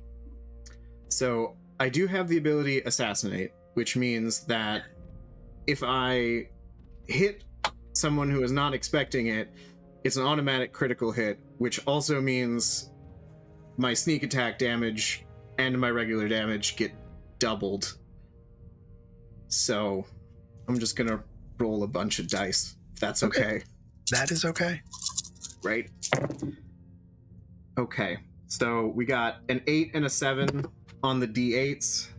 That's 15, 20, 25, 31, 35, 41, 45 damage. Okay. You have 45 damage.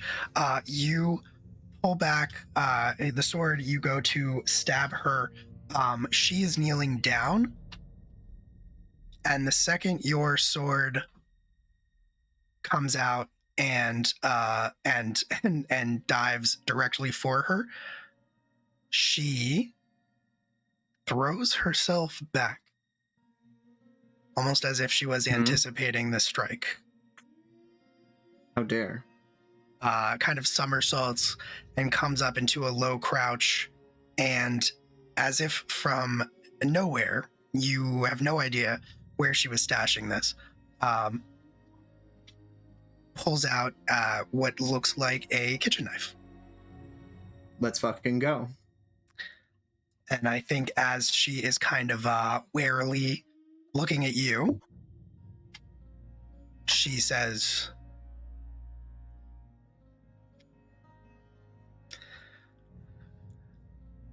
I mean, I knew you would be the hottest, but what gave it away?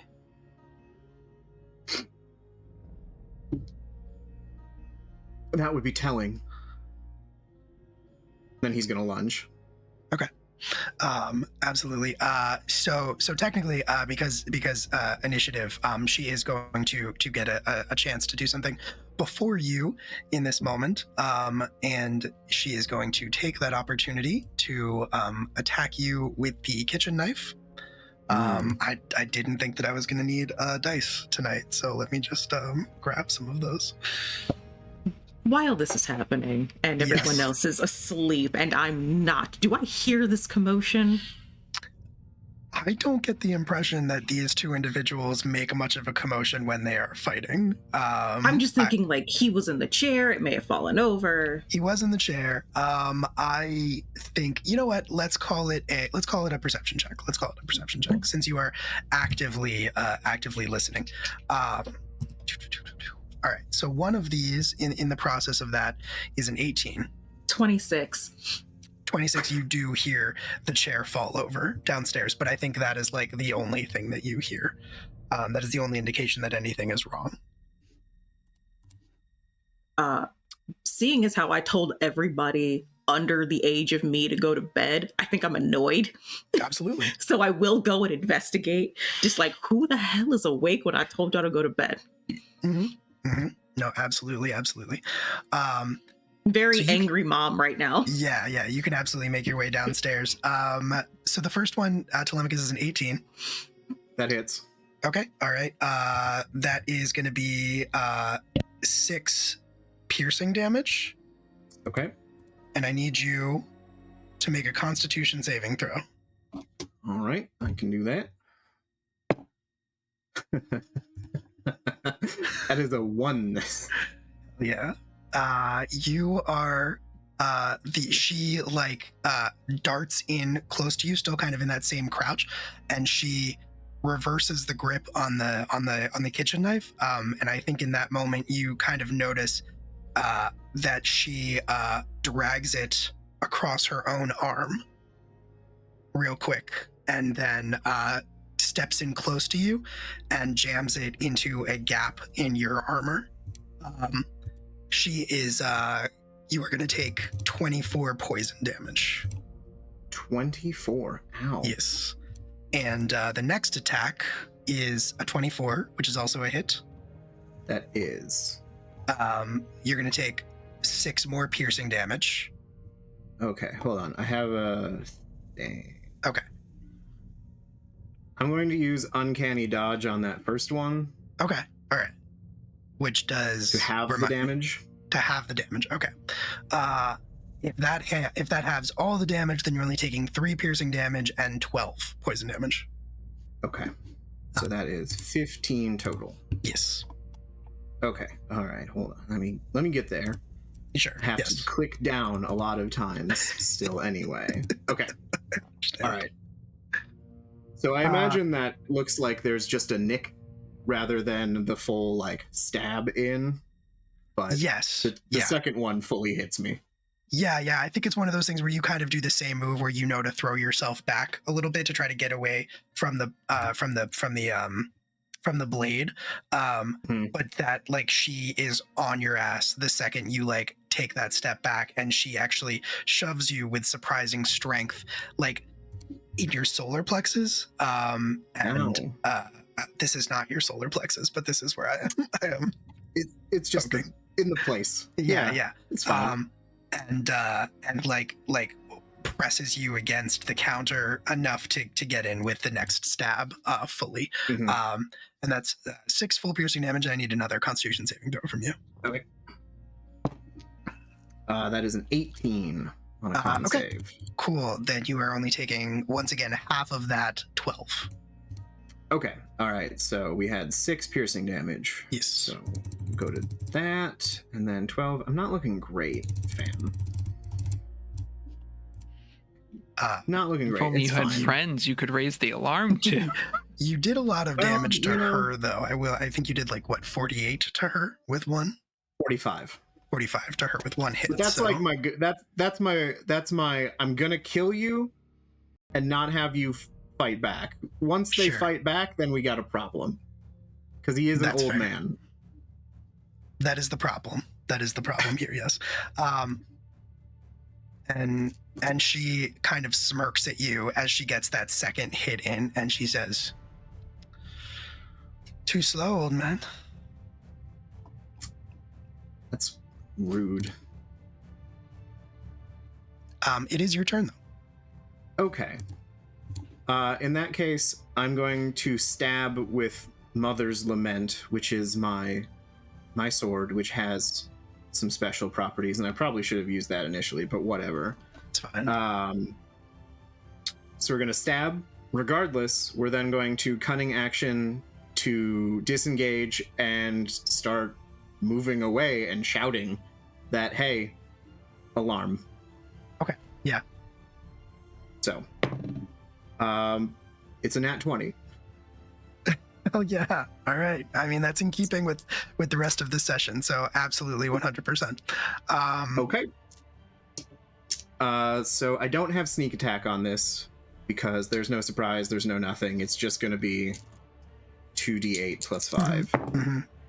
which is 13.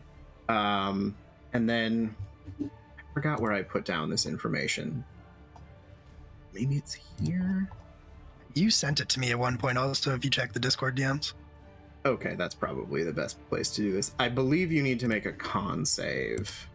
You sure it's not a dex save? Be kind of cool if it was a dex save. Oh, should it? Would it be Maybe. cool then?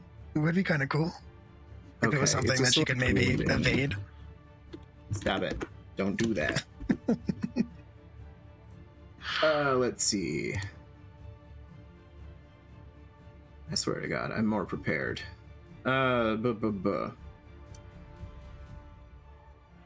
Actually, it just says I wound the target. So at the start of her turn, she's going to take D4 necrotic damage, and then at the end of the turn can make a DC 15 con save Okay. to end it. Okay. Cool. So on her turn, she takes that damage. So yeah, it's take the damage at the start of the turn, and then Right. can make a con save at the end of the turn. Cool. And did you do your regular damage yet?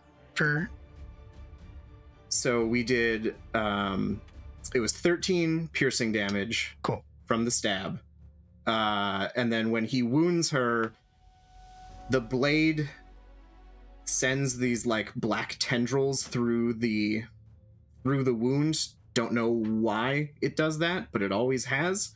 And then he's gonna pull the sword free, disengage, and like stumble out of the kitchen, yelling "Alarm! Assassin! Kitchen!" Yeah. Okay. 100%. 100%. She is gonna look at you.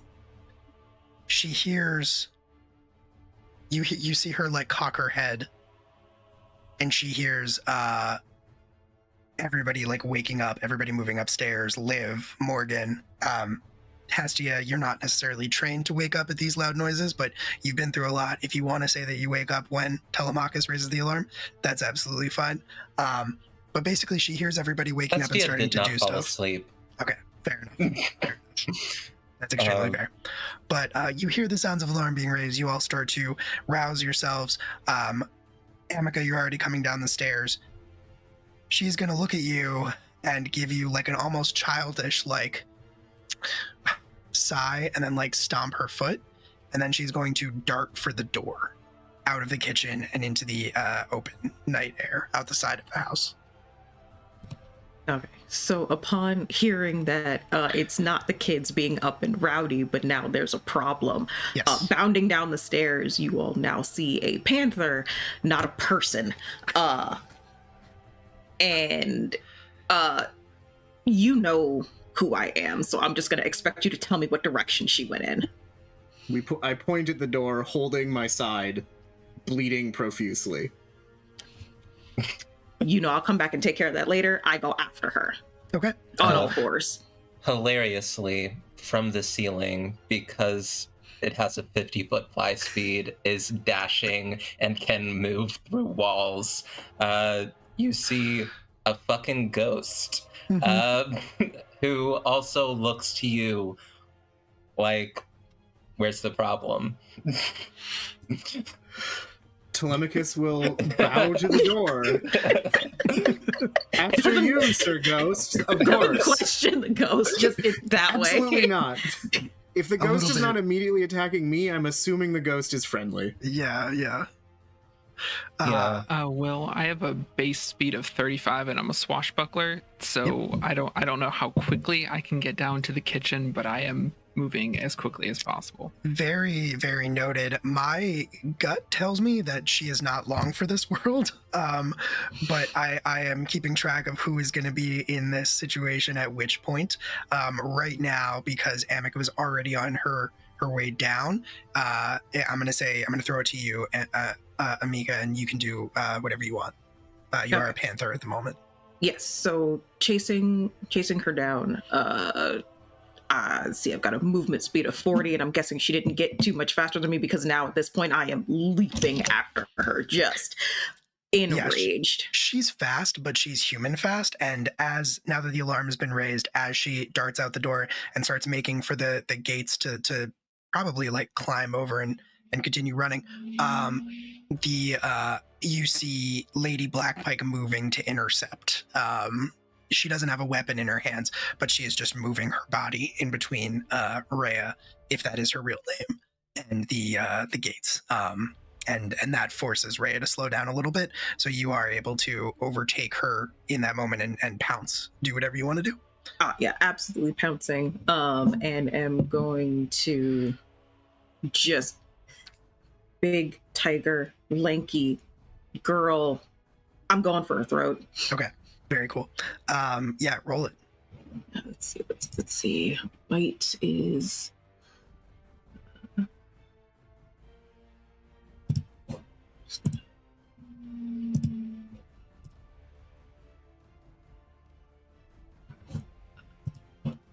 So let's see, +6, so it's 21. That hits. Yeah, absolutely. Okay. Let's see, 1d10 +4.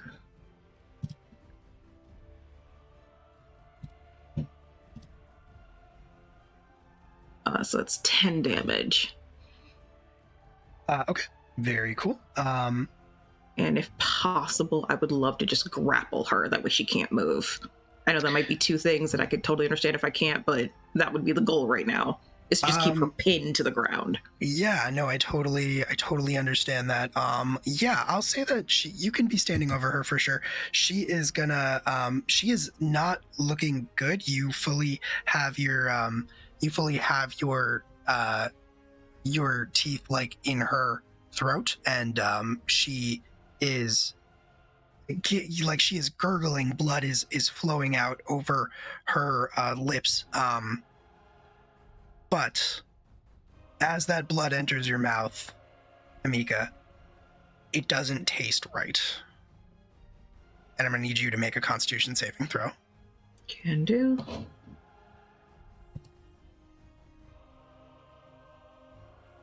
Ugh.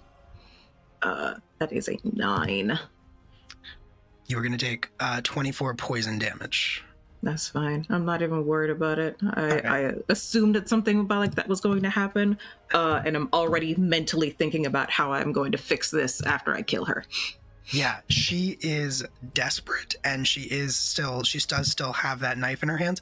She knows that she is not surviving this, so she is just trying to take you down with her. And so she is going to stab with the knife instead, and not try to extract herself, because you're much stronger than she is as a panther.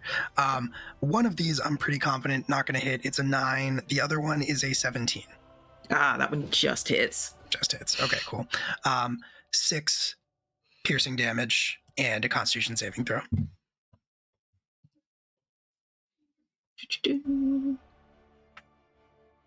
So we're going to use real die on this one.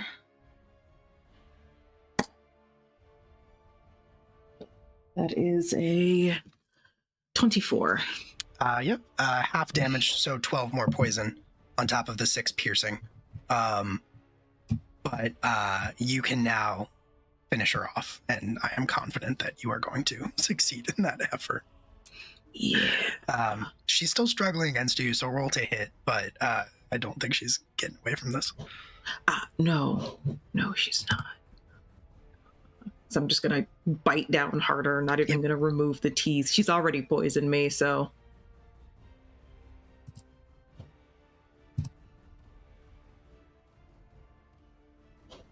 19.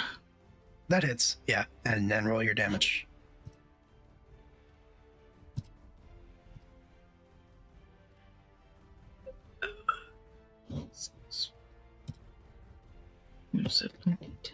So it's another 10. Okay. Morgan and Liv and Hestia, you reach the doorway. You pass Telemachus once again. You know, all I can picture is just like a Curb Your Enthusiasm, like point towards the door for like the 6th or 7th time. Yes, and still out the back door. Yeah, you all get out the back door just barely when you hear a sickening crack, and you just see this panther crouched halfway to the gate, with Rhea's now unmoving body in its jaws. Liv kind of comes to a halt and looks around the panther. I'm assuming you found out who sent her before you killed her?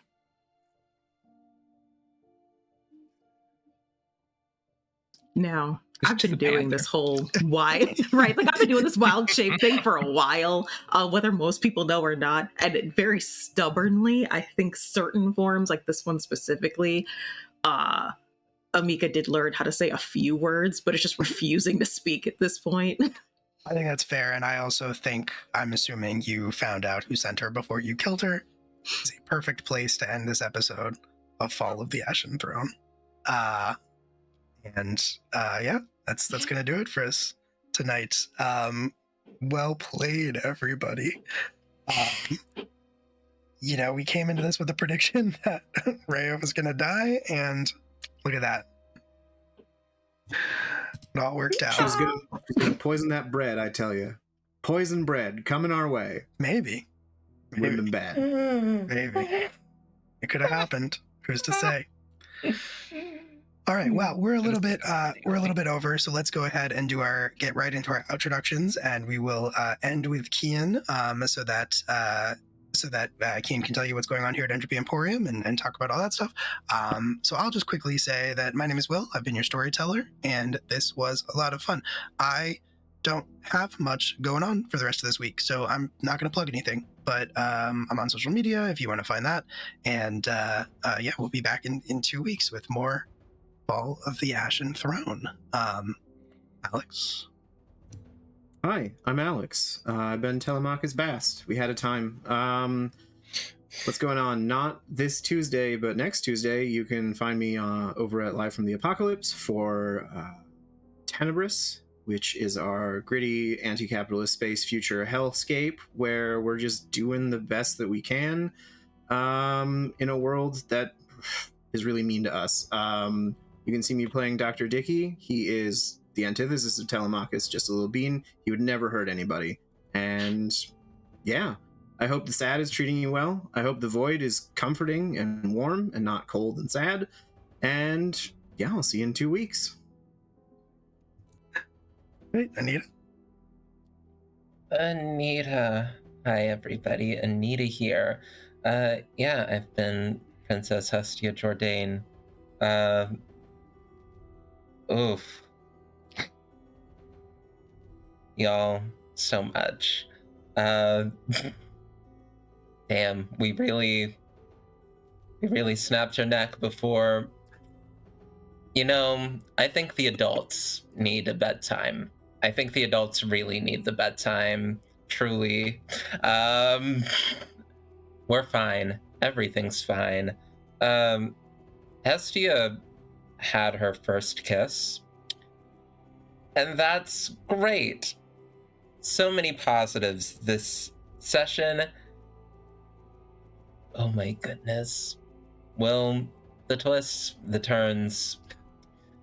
I really hope that mask thing can work twice in one night, because so many questions I need answers. But it's fine. It's fine. I'm fine. I'm Anita. That's my name. I use they, she pronouns, and I'm on a couple of different podcasts that sort of like just dropped very recently on Christmas Eve or Christmas Day, one of those two. The new Masks actual play issues dropped. It's super cool. It's on Spotify or wherever you find your podcast. I'm on with some pretty incredible people, so I really like that game. Y'all should take a listen if you enjoy your games and AP podcasts like that. And also the sort of like extra finale sort of add-on to the Abernathy Academy, I think season 3 of Creme Demented actual plays as well, dropped earlier this week, in which I am also a gay little bean, a gay little witchy bean, going on a gay little adventure in Portland, not Portland, but like Oregon, like the West Coast. I'm from Baltimore. It's all the way over there. All those places seem the same to me. But she's out there, and I think she's like, I think the quest was to save a white woman. We ended up meeting Hecate. It was very fun. And you can check it out on Spotify or wherever you find your podcast at Creme Demented Actual Play. Great time. That's me. That's all I got. Back to Hell you, yeah. Will. Well, now it's Anna. Back to you, Anna. That is me. I'm Anna, aka Archival Dust Bunny, most places on the internet. I'm a queer and trans advocate, museum worker, and TTRPG performer, producer, and podcaster. You can find me on Instagram and Blue Sky at Archival Dust Bunny. I'm kind of all over the place, lots of stuff recording, lots of stuff streaming. So follow me on social media to see where and when I am. But a couple highlights. This Friday is the finale of Metalloteens over on Exquisite Corpse Presents. That's a show that Will is in as well. We play twins. And it's a lot of fun. There's a kind of almost world-ending thing happening, and we may or may not die. So come and see. Next Thursday, we are back with From the Archives, our ongoing, I believe, the longest running Monster Care Squad campaign. We're a bunch of monster vets going around healing monsters. And it's exactly what it says on the tin. It's a ton of fun, a great cast. But if you like magical girls, queer stories, and finding hope again after devastating loss, check out Bloom and Blight, a Girl by Moonlight actual play podcast following the magical girl team Bloom just a couple months after their leader Lily sacrificed herself to save the world. We kind of explored their grief and how it affects them and their relationships, and how they handle their responsibilities while dealing with all of that on top of it. All of our season 1 is available everywhere. The first episode of season 2 just dropped. So if you haven't listened to it yet, find it anywhere you normally get your podcast. You can find us on all social media except Twitter at Bloom and Blight. And for cast and character information, transcripts, a link to our amazing community Discord server, downloadables, and all of that fun stuff, check out bloomandblight.com. Hell yeah. I should also note for Metalloteens in the City of Tomorrow, the world might end, or we might go to prom. Probably not both. It's true. It's true. Garnet. Hey y'all, I'm Garnet. So it looks bad, but this is what happens when my whole life, this character, she knows poisons. So even though Homegirl didn't get a chance to speak, Amika already knows exactly where this girl came from, just due to the taste of her blood. So it's fine. So I'm not super worried about that. She is just very, very annoyed that she let Hestia keep a pet, and the pet turned out to be dangerous. So yeah, not super worried about any of that. If you want to come and see the things that I've done, let's see, the second episode, or part 2 rather, of the 2-part Christmas episode podcast that I did for D8 Dungeons has dropped. Go and check those out. They are tons of fun. I've also got some other stuff going on over there. They are great folks over at D8 Dungeon. I also do games where I play completely opposite of Amika over at ESP Productions. I will eventually be on Playback Static soon, which is great fun, where it's a bunch of folks trapped in their own old hometown trying to solve some mysteries. I think I have more stuff, but I can't remember what it is because it's late and girls gotta go to bed. It'd be like that. And Kian. Hello, everybody. My name is Kian. My pronouns are they, them. You can find me on Blue Sky at uptight-chiffon. As far as what I have coming up, most of what I have is here, so I'm going to go through the entropy schedule because I can shout out the things that I'm in. Obviously, every other Monday, follow the Ashen Throne here with Will. Every other Tuesday, They Call Us Villains, a Horror Masks actual play run by JD. I'll be hanging out there tomorrow. Every other Thursday, God Complex, a Girl by Moonlight actual play, also GM'd by Will. Every other Friday, Weird Wild's War, a 5e actual play GM'd by JT. And then every other Saturday, Blooming in the Raw and Invisible Sun actual play, GM'd by myself. Our finale is going to be on the 18th. Other than that, I have a couple of projects coming up that I can't yet talk about. One that I am super excited about. You'll be hearing the announcement probably within the next week or so. So follow me on social media. That is where you'll hear about it first. I forgot about the raid. I always forget about the raid. I didn't. We're going to raid Neon Lights roleplay. Hey, thanks, William. I appreciate you. No problem. I guess this has been Fall of the Ashen Throne. Thanks for hanging out, everybody. If you're not already following the channel, do that. There's a lot of cool stuff happening here and more to come. Thanks so much for hanging out. Say goodnight, everybody. Good night, everybody. Good night, everybody.